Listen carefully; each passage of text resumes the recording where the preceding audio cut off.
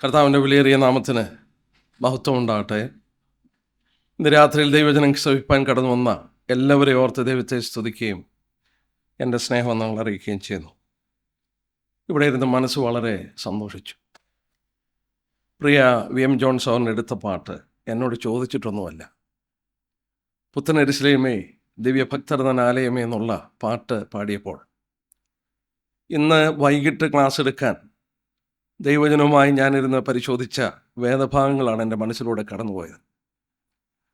മനുഷ്യൻ്റെ final destiny, സ്വർഗം എന്താണ്, എവിടെയാണ്, അവസാനമായി മനുഷ്യനും ദൈവമായിട്ട് ഒന്നിച്ചു പാർക്കുന്ന പ്രതലം എന്താണ് എന്നുള്ളത് പഠിച്ചു വരുമ്പോൾ ഇപ്പോൾ പാടിയ പാട്ടിൻ്റെ മഹത്വം നമുക്ക് ഗ്രഹിക്കാൻ കഴിയും.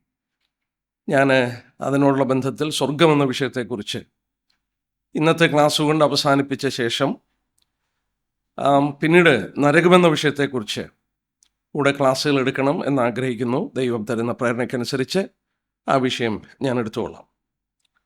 വെളിപ്പാട് പുസ്തകം 21-ാം അധ്യായം. വെളിപ്പാട് പുസ്തകം 21-ാം അധ്യായം, റെവലേഷൻ ചാപ്റ്റർ 21. ബൈബിളിലെ അവസാനത്തെ ഗ്രന്ഥമായ പുസ്തകത്തിൽ മാനവരാശിക്ക് ദൈവം തന്ന വെളിപ്പാടിൻ്റെ മഹത്വം നമുക്ക് ഇന്ന് രാത്രിയിൽ ഒന്ന് ശ്രദ്ധിക്കാം. അതിൻ്റെ 10-ാം വാക്യം, അവൻ എന്നെ ആത്മവിവിശതയിൽ ഉയർന്നൊരു വൻമലയിൽ കൊണ്ടുപോയി. യെരൂശലേം എന്ന വിശുദ്ധ നഗരം സ്വർഗത്തിൽ നിന്നും ദൈവസനിൽ നിന്ന് തന്നെ ദൈവ തേജസ്സുള്ളതായി ഇറങ്ങുന്നത് കാണിച്ചു തന്നു. ആ പട്ടണത്തെക്കുറിച്ച് പറഞ്ഞിരിക്കുന്ന പേര് യെരൂശലേം എന്ന വിശുദ്ധ നഗരം. ഇംഗ്ലീഷ് ബൈബിളിൽ അല്പം കൂടെ വിശദീകരണം കൊടുത്തിട്ടുണ്ട്. The great city, the holy city. യെരൂശലേം എന്ന വിശുദ്ധ നഗരം എന്നേ മലയാളത്തിലുള്ളൂ. എന്നാൽ ഇംഗ്ലീഷിൽ the great city, the holy city. ആ പട്ടണം വിശുദ്ധന്മാരുടെ അൾട്ടിമേറ്റ് എയിം അല്ലെങ്കിൽ താമസിക്കുന്ന പ്രതലം ദൈവം അത് വെളിപ്പെടുത്തി തന്നിരിക്കുമ്പോൾ നാം പാടിയതുപോലെ അനേക ഭക്തന്മാരത് നോക്കി വസിച്ചു, പാർത്തു, കാംക്ഷിച്ചു.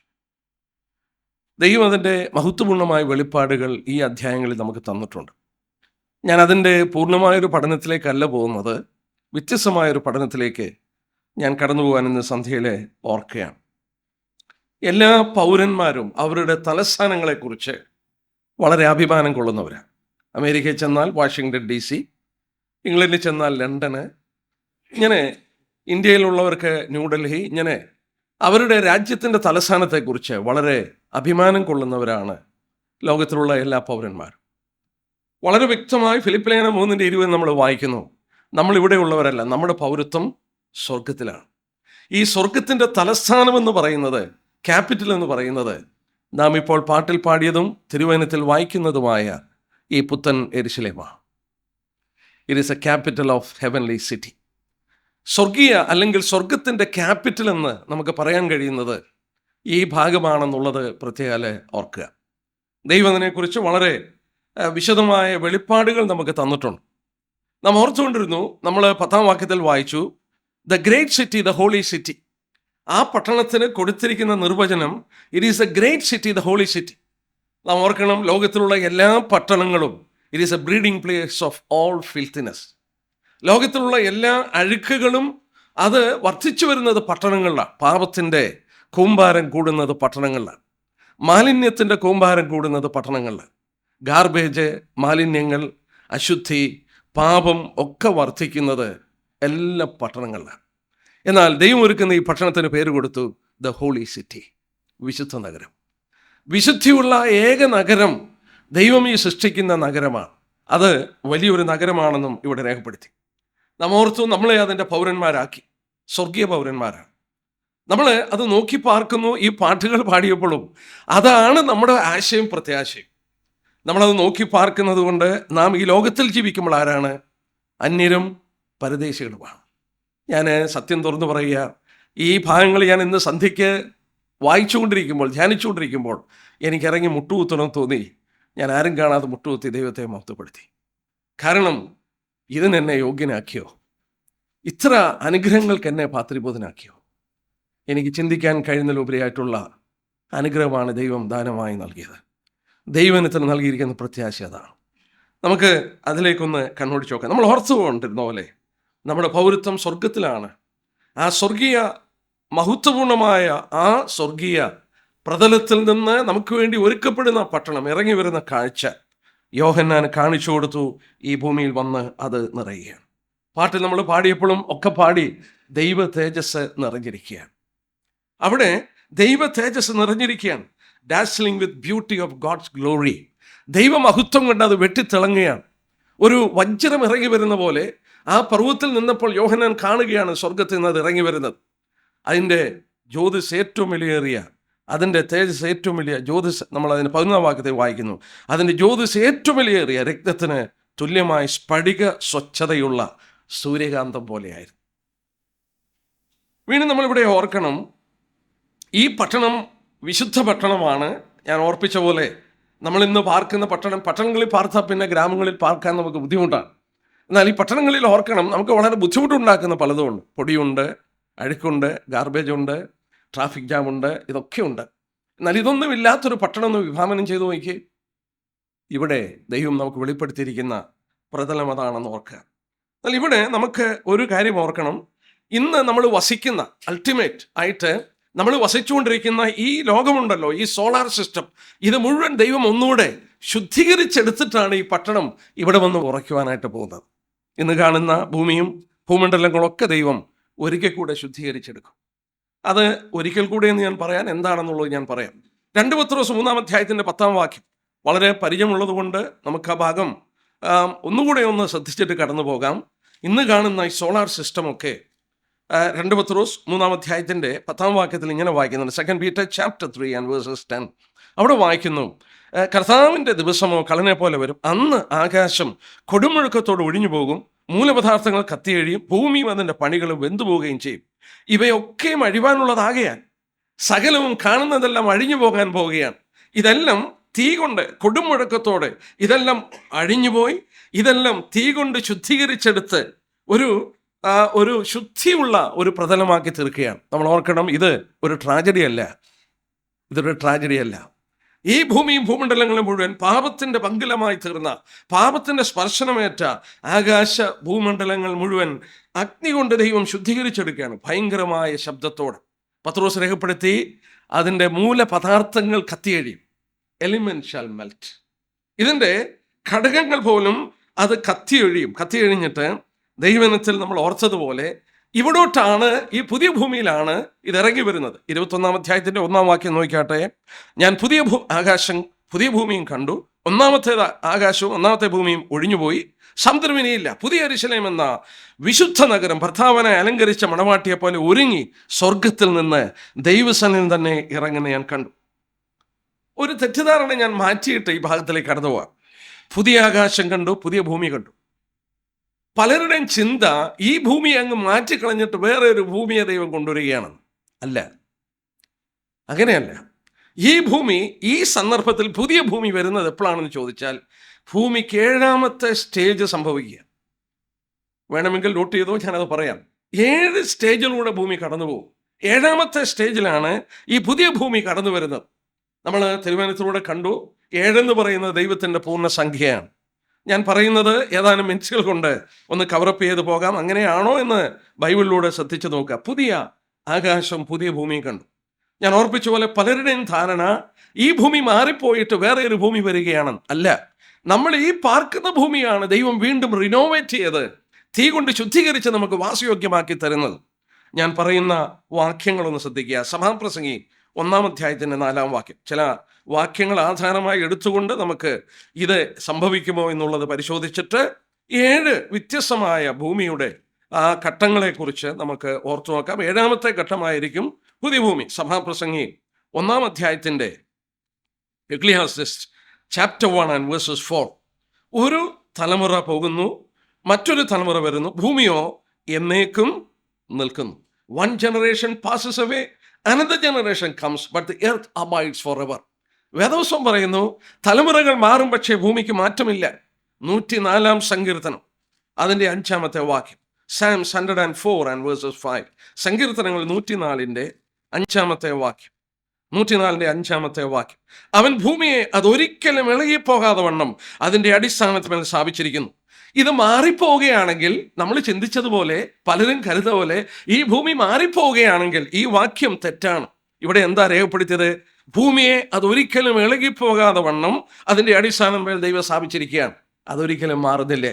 മറ്റൊരു വാക്യം നോക്കിക്കാട്ടെ, 119 സങ്കീർത്തനം അതിൻ്റെ 90 വാക്യം.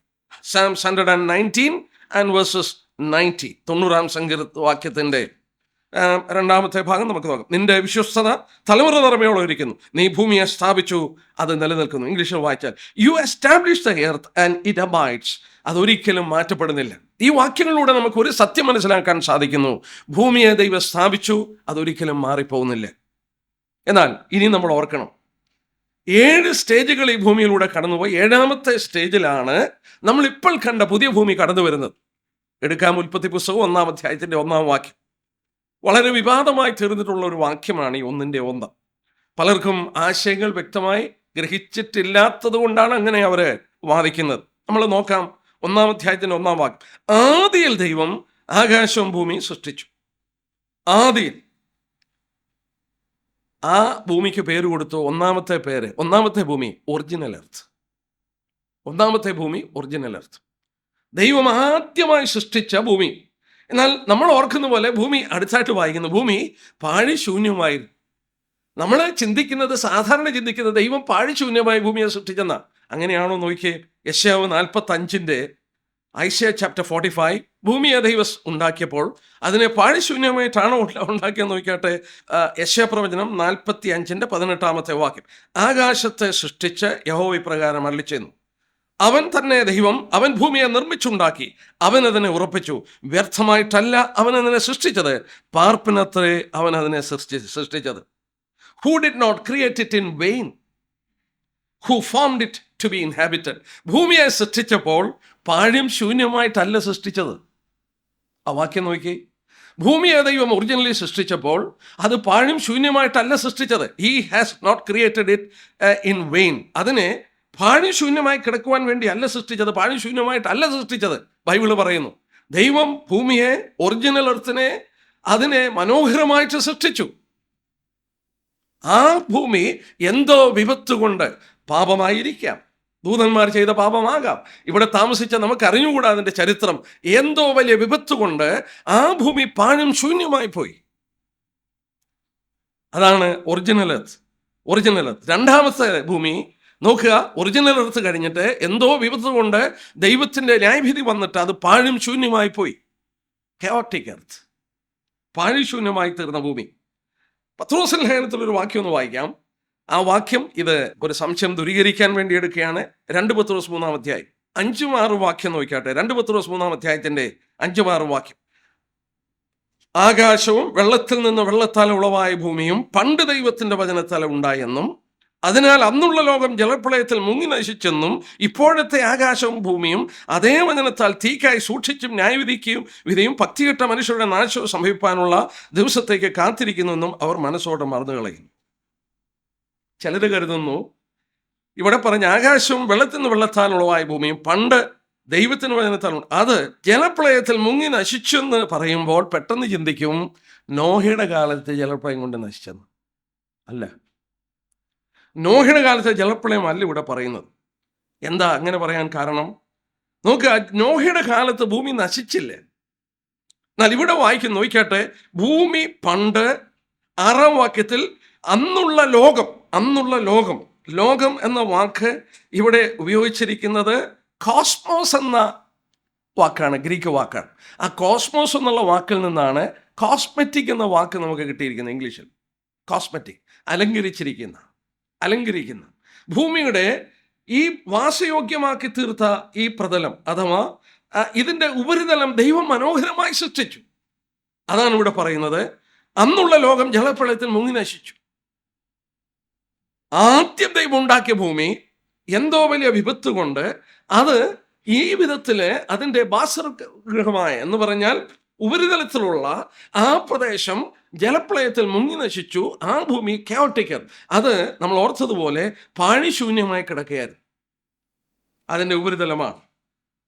ഇനിയും ആ ഭൂമിയെ 3-ാമത്തെ സ്ഥാനം നോക്കിക്കാട്ടെ. 3-ാമത് ഉൽപ്പത്തി പുസ്തകം 1-ാം അധ്യായത്തിൻ്റെ 28-ാമത്തെ വാക്യം, 1:28. ഇത് നമുക്ക് വളരെ പരിചയമാണ്.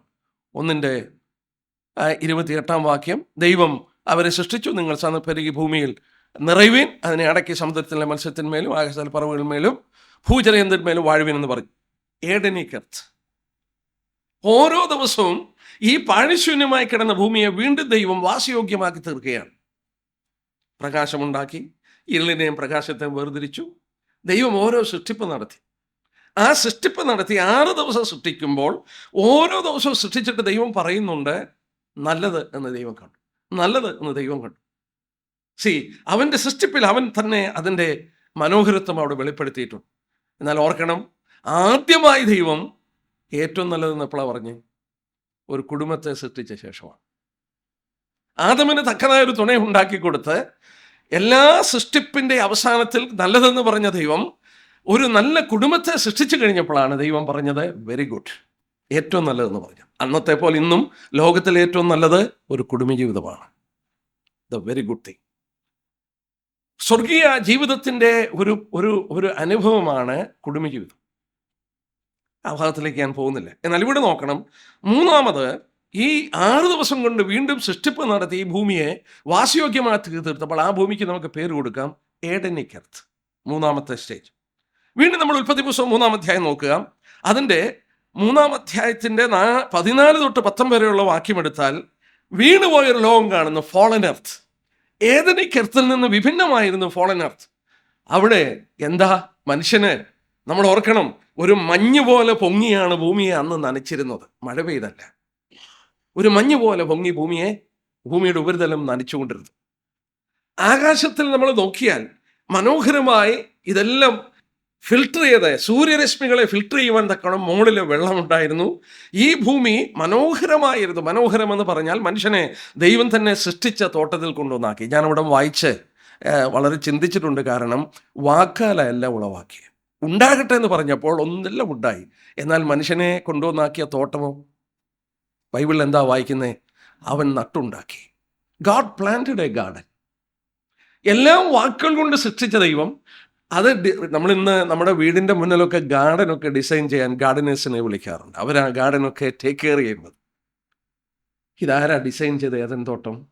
ദൈവത്തിൻ്റെ കരം നട്ടുണ്ടാക്കി. He planted a garden. അവൻ്റെ കരങ്ങൾ കൊണ്ട് നട്ടുണ്ടാക്കിയ തോട്ടത്തിലാണ് മനുഷ്യനെ കൊണ്ടുവന്നാക്കിയത്.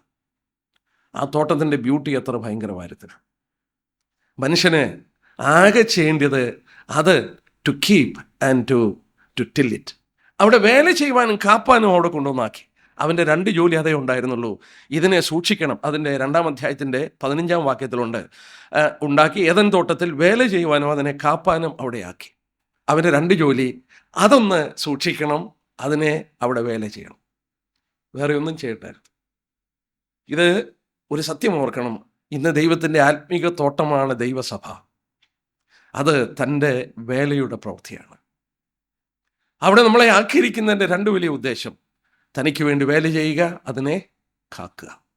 എത്ര മനോഹരമാണ്. എന്നാൽ നമ്മുടെ വിഷയം പോകാൻ നമ്മൾ ഓർക്കട്ടെ. അത് മനുഷ്യൻ പാപം ചെയ്ത് കഴിഞ്ഞപ്പോൾ നമ്മൾ വായിക്കുന്നു, മുള്ളും പറക്കാരെയും മുളച്ചു. നീ വിയർപ്പോടപ്പം ഭക്ഷിക്കും. സ്ത്രീയോട് പറഞ്ഞു, വേദനയോടെ മക്കളെ പ്രസവിക്കും. കണ്ണുനീരും ദുഃഖവുമില്ലാതിരുന്ന അനുഗ്രഹിക്കപ്പെട്ട ദൈവിക കൂട്ടായ്മയിൽ മനുഷ്യനും ദൈവമായിട്ട് സംസർഗം നടത്തിയിരുന്ന ഏദൻ തോട്ടത്തിൽ സാത്താൻ മനുഷ്യനെ വഞ്ചിച്ചതിൻ്റെ ഫലമായി ശാപം കടന്നു വന്നു. അവന് ഭക്ഷണം കഴിക്കുന്നത് വിയർപ്പൊഴുക്കിയാണ്. മറ്റേത് പറിച്ചു തിന്നാൽ മതിയായിരുന്നു പഴങ്ങളൊക്കെ.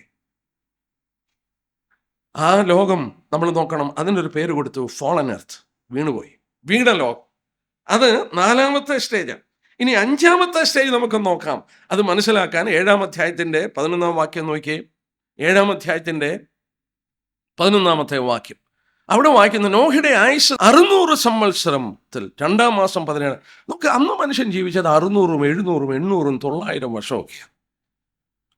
എന്നാൽ അല്പം കൂടെ കഴിഞ്ഞു. ഈ നോഹയുടെ ജലപ്രളയ ശേഷം മനുഷ്യൻ്റെ ആയുസിന് എന്നോ പറ്റി? മനുഷ്യൻ ആയുസ് കുറയാൻ തുടങ്ങി. ഏറെയായാൽ 80. അതിൻ്റെ പ്രതാപം പ്രയാസവും ദുഃഖവുമാണ്. എന്തു പറ്റി? 1-ാം അധ്യായം നോക്കിയാട്ടെ. ഉൽപ്പത്തി പുസ്തകം 1-ാം അധ്യായം അതിൻ്റെ 6-7 വാക്യം നോക്കിയാട്ടെ. 6 7 വാക്യം. ദൈവം വെള്ളങ്ങളുടെ മധ്യ ഒരു വിധാനമുണ്ടാക്കി, അത് വെള്ളത്തിനും തമ്മിൽ വേർതിരിക്കട്ടെ എന്ന് കൽപ്പിച്ചു. വിധാനമുണ്ടാക്കി. ദൈവം വിധാനത്തിന് കീഴിലുള്ള വെള്ളവും വിധാനത്തിന് മീതെയുള്ള വെള്ളവും തമ്മിൽ വേർതിരിച്ചു. അങ്ങനെ സംഭവിച്ചു. ദൈവം വിധാനത്തിന് ആകാശം എന്ന് പേരിട്ടു. സന്ധ്യ വിശ്വസമായ 2. നോക്കുക, കീഴെ സമുദ്രം വെള്ളമെല്ലാം കൂടെ കൂട്ടി ഇതുപോലെ വെള്ളം മുകളിലുണ്ടായിരുന്നു. ഭൂമിയുടെ മുകളിൽ ഒരു ജലത്തിൻ്റെ കവറിങ് ഉണ്ടായിരുന്നു. അതെന്ത് ചെയ്തു? സൂര്യൻ്റെ അൾട്രാവയലറ്റ് റേസിനെ അത് ഫിൽട്ടർ ചെയ്ത് ആ ഭൂമിയിലോട്ട് അയച്ചുകൊണ്ടിരുന്നു. അന്ന് ഭൂമിയിൽ ജീവിച്ച മനുഷ്യന് ഓൾമോസ്റ്റ് 600 700 800 വർഷമൊക്കെ ജീവിച്ചു. എന്നാൽ ജലപ്രളയത്തിൻ്റെ സമയത്ത് ആ ജലാശയങ്ങൾ മുഴുവൻ താഴെ വന്നു. ഫിൽട്ടർ ചെയ്യാനായിട്ട് പിന്നെ ഫിൽട്ടർ ഇല്ല. അത് മനുഷ്യൻ്റെ ആരോഗ്യത്തെ ബാധിച്ചിട്ടുണ്ട്. നമ്മുടെ ഒരു ജനറേഷൻ മുമ്പോട്ട് നോക്കിയാൽ, മരിച്ചവരുടെ ലിസ്റ്റൊക്കെ എടുത്ത് നോക്കിയാൽ, അവർ മരിക്കുന്നത് നല്ല പ്രായത്തിലാണ്. 85 95 97 100 അടുത്ത നമ്മുടെ പിതാക്കന്മാരൊക്കെ അവരൊക്കെ നല്ല ഭക്ഷണങ്ങളൊക്കെ കഴിച്ച്, നാച്ചുറൽ ഫുഡ് കഴിച്ച്, അവർ പ്രകൃതിയോട് ഇടപെട്ട് അങ്ങനെയൊക്കെ ജീവിച്ച് ആരോഗ്യമുണ്ടായിരുന്നു. കാലങ്ങൾ കഴിഞ്ഞു, ഫാസ്റ്റ് ഫുഡും എല്ലാം മെക്കാനിക്കൽ ലൈഫിലേക്ക് വന്നു. മനുഷ്യൻ്റെ ആയുസ് വീണ്ടും കുറയാൻ തുടങ്ങി. It is affecting our body. നമ്മുടെ ശരീരത്തെ അത് ബാധിക്കുന്നു. അതുപോലെ നമ്മൾ ഓർക്കണം, ഈ ഫോളൻ എർത്തിൽ നിന്ന് വീണ്ടും വിഭിന്നമായി തീർന്നു. 5ാമത്തെ സ്റ്റേജാണ് ജലപ്രളയത്തിൻ്റെ ശേഷം വന്ന ഭൂമി. ജലപ്രളയത്തിൻ്റെ ശേഷം വന്ന ഭൂമി. 6ാമത് ഓർക്കണം, നമ്മൾ ഇന്ന് ജീവിക്കുന്ന ജലപ്രളയത്തിൻ്റെ ശേഷമുള്ള ഭൂമിയിൽ 6ാമത്തെ സ്റ്റേജാണ് വെളിപാട് ദിവസം 20 ആദ്യത്തെ 10 വാക്യം വായിക്കുമ്പോൾ മില്ലിനിയൽ എർത്ത്, സഹസ്രാബ്ദ വാഴ്ചയിൽ ഒരു പുതിയ ഭൂമി, ഒരു പുതിയ അവസ്ഥയിലേക്ക് ഈ ഭൂമിയെ കൊണ്ടുവരും. എന്താ അങ്ങനെ പറയാൻ കാരണം? അപ്പോസ്തലപ്രവൃത്തി 3:2 വായിക്കുന്നുണ്ട്, അവൻ സകലവും യഥാസ്ഥാനത്താക്കുന്ന കാലം വരും. അന്ന് വളരെ ദീർഘമായൊരു പഠനമാണ് 1000 ആണ്ട് വാഴ്ച. പ്രവചന പഠനത്തിൽ ഏറ്റവും കൂടുതൽ പ്രവചനമുള്ളത് മില്ലേനിയൽ റെയിനെ കുറിച്ച്, 1000 ആണ്ട് വാഴ്ചയെക്കുറിച്ച്. അന്ന് മൃഗങ്ങൾ എങ്ങനെയാ ജീവിക്കുന്നത്? സിംഹം കാള പുല്ല് തിന്നുന്ന പോലെ തിന്നും. കാർണിവറസ് ആനിമലൊക്കെ ഹെർബിവറസ് ആണ്. മാംസം ഭക്ഷിക്കുന്ന മൃഗങ്ങളൊക്കെ പുല്ല് തിന്നുന്നവരായി മാറും. സർപ്പങ്ങളൊന്നും കഴിക്കത്തില്ല. സർപ്പത്തിൻ്റെ പോത്തിൽ ഒരു കുഞ്ഞ് കൈയിടും. മനുഷ്യൻ്റെ ആയുസ് അന്ന് വീണ്ടും കൂടും. 100 വയസ്സുള്ളവനായി മരിച്ചാലും ബാലൻ എന്നേ വരികയുള്ളൂ. 100 വയസ്സുള്ളവനായി മരിച്ചു, അവൻ ബാലൻ മരിച്ചുപോയി. അന്ന് വീണ്ടും മനുഷ്യൻ്റെ ആയുസ് കൂടും. പ്രകൃതിക്ക് മാറ്റം വരും.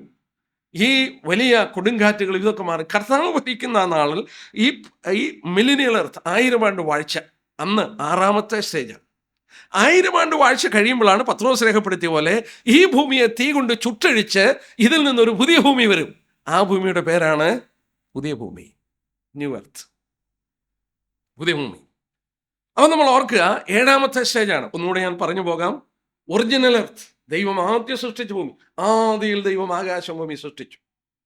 2 chaotic earth, അത് പാഴ്ശൂന്യമായി കിടന്ന ഭൂമി.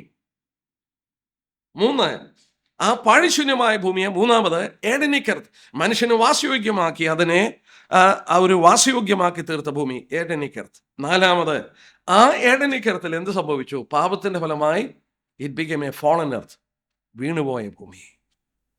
5ാമത് ജലപ്രളയത്തിന് ശേഷം ഉണ്ടായ ഭൂമി, എർത്ത് ആഫ്റ്റർ ദ ഫ്ലഡ്. 6ാമത് സഹസ്രാബ്ദ വാഴ്ചയിലെ ഭൂമി. 7ാമത് പുതിയ ഭൂമി. അപ്പോൾ അൾട്ടിമേറ്റ്ലി 7 പൂർണ്ണതയെ കാണിക്കുന്നു. അൾട്ടിമേറ്റ്ലി 7ാമത്തെ സ്റ്റേജിൽ വരുമ്പോഴാണ് നമ്മളിവിടെ വായിക്കുന്ന, ഞാൻ പുതിയ ആകാശവും പുതിയ ഭൂമിയും കണ്ടു. ആ പുതിയ ഭൂമിയിലാണ് പുത്തൻ യെരുശലേം എന്ന വിശുദ്ധ നഗരം വരുന്നത്. അപ്പോൾ ഇവിടെ നമ്മൾ ഓർക്കണം, ഒരു പുതിയ ഭൂമിയിലേക്ക് കടന്നു വരികയാണ്. ഈ പുതിയ യെരുശലേം ഇവിടെ വരികയാണ്. ഈ യെരുശലേമിനെ വേറെ 1-2 പേര് കൊടുത്തിട്ടുണ്ട്. നമ്മൾ യെരുശലേം എന്നുള്ള പദം വീണ്ടും തിരുവചനത്തിൽ കാണുന്നുണ്ട്, യെരുശലേം എന്ന് കാണുന്നുണ്ട്. ഇവിടെ വായിക്കുന്ന പുത്തൻ യെരുശലേം. എബ്രായലേഖനം 12-ാം അധ്യായത്തിൽ സ്വർഗീയ യെരുശലേം എന്ന് വായിക്കുന്നു. സ്വർഗീയ യെരുശലേം, ഹെവൻലി യെരുശലേം. ഈ സ്വർഗീയ യെരുശലേമാണ് ഈ പറയുന്ന ഈ പുത്തൻ യെരുശലേം. യെരുശലേം എന്ന് പറയുന്നത് പലസ്തീനിലുള്ള ഇസ്രായേലിൻ്റെ അവിടെയുള്ള സ്ഥലത്തിൻ്റെ പേരാണ് യെരുശലേം. അപ്പോൾ ഹെവൻലി ജെറുസലേം എന്നും ന്യൂ ജെറുസലേം എന്ന് പറഞ്ഞാൽ രണ്ടും ഒന്നാണ്. ഇത് വിശുദ്ധന്മാരുടെ എറ്റേണൽ ഹോമാണ്, വിശുദ്ധന്മാരുടെ നിത്യഭവനമാണ് ഇതെന്നുള്ളത് പ്രത്യേകം ഓർക്കുക. ഇന്ന് അതെവിടെയാണ്? What is its present location? സ്വർഗത്തിൽ കർത്താവ് ഒരുക്കിക്കൊണ്ടിരിക്കുകയാണ്. സ്വർഗത്തിൽ കർത്താവ് ഒരുക്കിക്കൊണ്ടിരിക്കുകയാണ്. എബ്രായ ലേഖനം 12 അധ്യായത്തിൻ്റെ 22 വാക്യം നോക്കിയാട്ടെ. എബ്രായ ലേഖനത്തിൽ നിന്ന് നമുക്ക് ചില വാക്യങ്ങൾ ഇതോടുള്ള ബന്ധത്തിലൊന്ന് ശ്രദ്ധിക്കേണ്ടത് ആവശ്യമാണ്. എബ്രായ ലേഖനം 12 അധ്യായത്തിൻ്റെ 22 വാക്യത്തിൽ ഇങ്ങനെ വായിക്കുന്നുണ്ട്: പിന്നെയോ സിയോൻ പർവ്വതത്തിനും ജീവനുള്ള ദൈവത്തിൻ്റെ നഗരമായ സ്വർഗീയ യെരൂശലേമിനും അനേകായിരം ദൂതന്മാർക്ക് സർവ്വസംഘത്തിനും സ്വർഗത്തിൽ പേരെഴുതിക്കുന്ന ആദ്യം അവിടെ പറഞ്ഞിരിക്കുന്നു, ജീവനുള്ള ദൈവത്തിൻ്റെ നഗരമായ സ്വർഗീയ യെരൂശലേം. It is known as the heavenly യെരൂശലേം. ദൈവത്തിൻ്റെ, ജീവനുള്ള ദൈവത്തിൻ്റെ നഗരമാണ് ഈ സ്വർഗീയ യെരൂശലേം. പലരും കരുതുന്നു രണ്ട് അഭിപ്രായങ്ങളുണ്ട്. രണ്ടും ഞാനങ്ങ് പറയാം.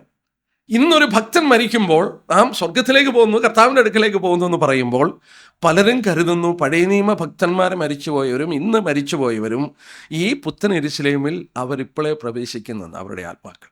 അങ്ങനെ കരുതുന്നവരുണ്ട്. അതിൻ്റെ ചില തെളിവുകൾ അവർ പറയുന്നത് എബ്രായ ലേഖനം തന്നെ 11 അധ്യായത്തിൻ്റെ 8 തൊട്ടുള്ള വാക്യം നോക്കിയാട്ടെ. 11 അധ്യായത്തിൻ്റെ 8 തൊട്ടുള്ള വാക്യം: വിശ്വാസത്താൽ അബ്രഹാം തനിക്ക് അവകാശമായി കിട്ടുവാനിരുന്ന ദേശത്തേക്ക് യാത്രയാവാൻ വിളിക്കപ്പെട്ടാറെ അനുസരിച്ചു, എവിടേക്ക് പോകുന്നെന്ന് അറിയാതെ പുറപ്പെട്ടു. വിശ്വാസത്താൽ അവൻ വാഗ്ദത്ത ദേശത്തൊരു അന്യദേശത്ത് എന്ന പോലെ ചെന്ന് വാഗ്ദത്തത്തിന് കൂട്ടവകാശികളായി ഇസാക്കിനോടും യാക്കോബിനോടും കൂടെ കൂടാരങ്ങളിൽ പാർത്തുകൊണ്ട് ദൈവം ശില്പിയായി നിർമ്മിച്ചതും അടിസ്ഥാനമുള്ളതുമായ നഗരത്തിനായി കാത്തിരുന്നു. ആലോചിച്ച് നോക്കിയേ, ദൈവം ശില്പിയായി നിർമ്മിച്ചതും അടിസ്ഥാനമുള്ളതുമായ പട്ടണത്തിനായി കാത്തിരിക്കുന്നതായിട്ട് വായിക്കുന്നു. അബ്രഹാം, ഇസാക്ക്, യാക്കോബ് കൂടാരങ്ങളിൽ പാർത്ത് ദൈവശില്പിയായി നിർമ്മിച്ചതും അടിസ്ഥാനമുള്ളതുമായ നഗരത്തിനായി കാത്തിരുന്നു. ഓർക്കണം, അബ്രഹാം, ഇസാക്ക്, യാക്കോബ് ഒന്നും കെട്ടിടങ്ങൾ പണിതില്ല. അവർ കൂടാരങ്ങളിൽ പാർക്കുകയാണ്. അവര് പാർത്തത് ദൈവം ശില്പിയായി നിർമ്മിച്ചൊരു പട്ടണത്തിന് വേണ്ടിയാണ്. He waited for that city which has the foundation, whose builder and maker is God. അപ്പോൾ അവരിത് കാത്തിരുന്നെന്നും 16 വാക്യം നോക്കിയാട്ടെ. 16 വാക്യം: അവരോ അധികം നല്ലതിനെ, സ്വർഗീയമായതിനെ തന്നെ കാംക്ഷിച്ചിരുന്നു. ആകയാൽ ദൈവം അവരുടെ ദൈവം എന്ന് വിളിക്കപ്പെടുവാൻ ലജ്ജിക്കുന്നില്ല. അവൻ അവർക്കായി ഒരു നഗരം ഒരുക്കിയിരിക്കുന്നുവല്ലോ. അവരുടെ ദൈവം വിളിക്കാൻ മടി കാണിച്ചില്ല. കാരണം എന്നാ? അവർ സ്വർഗീയമായതിനെയാണ് കാംക്ഷിച്ചത്. They were looking for heavenly things. ഭൗമികമായതിനല്ല, സ്വർഗീയമായത് ദൈവം സൃഷ്ടിക്കുന്നത് നോക്കിക്കൊണ്ട് പാർത്തു. അപ്പോൾ പലരും കരുതുന്നുണ്ട് അവർ മരിച്ചപ്പോൾ, അവർ പ്രാണൻ വിട്ടപ്പോൾ 12 അധ്യായത്തിൻ്റെ 22 വാക്യത്തിൽ നമ്മൾ കണ്ടതുപോലെ ആ ജീവനുള്ള ദൈവത്തിൻ്റെ നഗരമായി സ്വർഗീയ യെരൂശലേമിലേക്ക് അവർ പ്രവേശിച്ചു എന്ന് വിശ്വസിക്കുന്ന ഒരു കൂട്ടം ആളുകളുണ്ട്. എന്നാൽ മറ്റുള്ളവർ വിശ്വസിക്കുന്നത് അതിൻ്റെ 12ന്റെ 23 വാക്യത്തിൽ സ്വർഗത്തിൽ പേരെഴുതിയിരിക്കുന്ന ആദ്യജാതന്മാരുടെ സഭയ്ക്കും എല്ലാവർക്കും ദൈവവും ന്യായാധിപമായ സിദ്ധന്മാരായ നീതിമാന്മാരുടെ ആത്മാക്കൾ. അവർ ചിന്തിക്കുന്നത് സിദ്ധന്മാരായ നീതിമാന്മാരുടെ ആത്മാക്കൾ, ഇംഗ്ലീഷിൽ വായിച്ചാൽ to the spirits of just men made perfect, അത് അവരുടെ പുനരുദ്ധാനത്തിലെ പ്രവേശിക്കുകയുള്ളൂ എന്ന് ഈ വാക്യത്തെ ആസ്പദമാക്കി ചിന്തിക്കുന്നവരുണ്ട്. ഇന്ന് അവരുടെ ആത്മാക്കൾ അവിടെ പ്രവേശിച്ചിട്ടുണ്ട് എന്ന് ചിന്തിക്കുന്നവരുണ്ട്. ഏതായാലും പുനരുദ്ധാന ശേഷം വിശുദ്ധന്മാർ പാർക്കാൻ പോകുന്നത് ഈ പട്ടണത്തിലാണ്. ഇന്നത് സ്വർഗത്തിലാണ്. ഇന്ന് ആ പട്ടണത്തിന് പേരുണ്ട് ജീവനുള്ള ദൈവത്തിൻ്റെ നഗരം. അപ്പോൾ ദൈവം അവിടെയാണ് വസിക്കുന്നതെങ്കിൽ, ജീവനുള്ള ദൈവത്തിൻ്റെ നഗരമാണെങ്കിൽ കർത്താവിൻ്റെ അവിടെയാണ്, പിതാവിൻ്റെ വലത്തുഭാഗത്താണ്. ആത്മാക്കൾ വിട്ടുപോയാൽ അവർ അവിടേക്കാണ് പോകുന്നത്. ഇനി നമ്മൾ ഓർക്കണം, പീഡന കാലഘട്ടം, സഭ മാറ്റപ്പെട്ട ശേഷം 7 വർഷ പീഡന കാലഘട്ടമാണ്. പീഡന കാലഘട്ടത്തിൽ ഇതെവിടെയാണ്?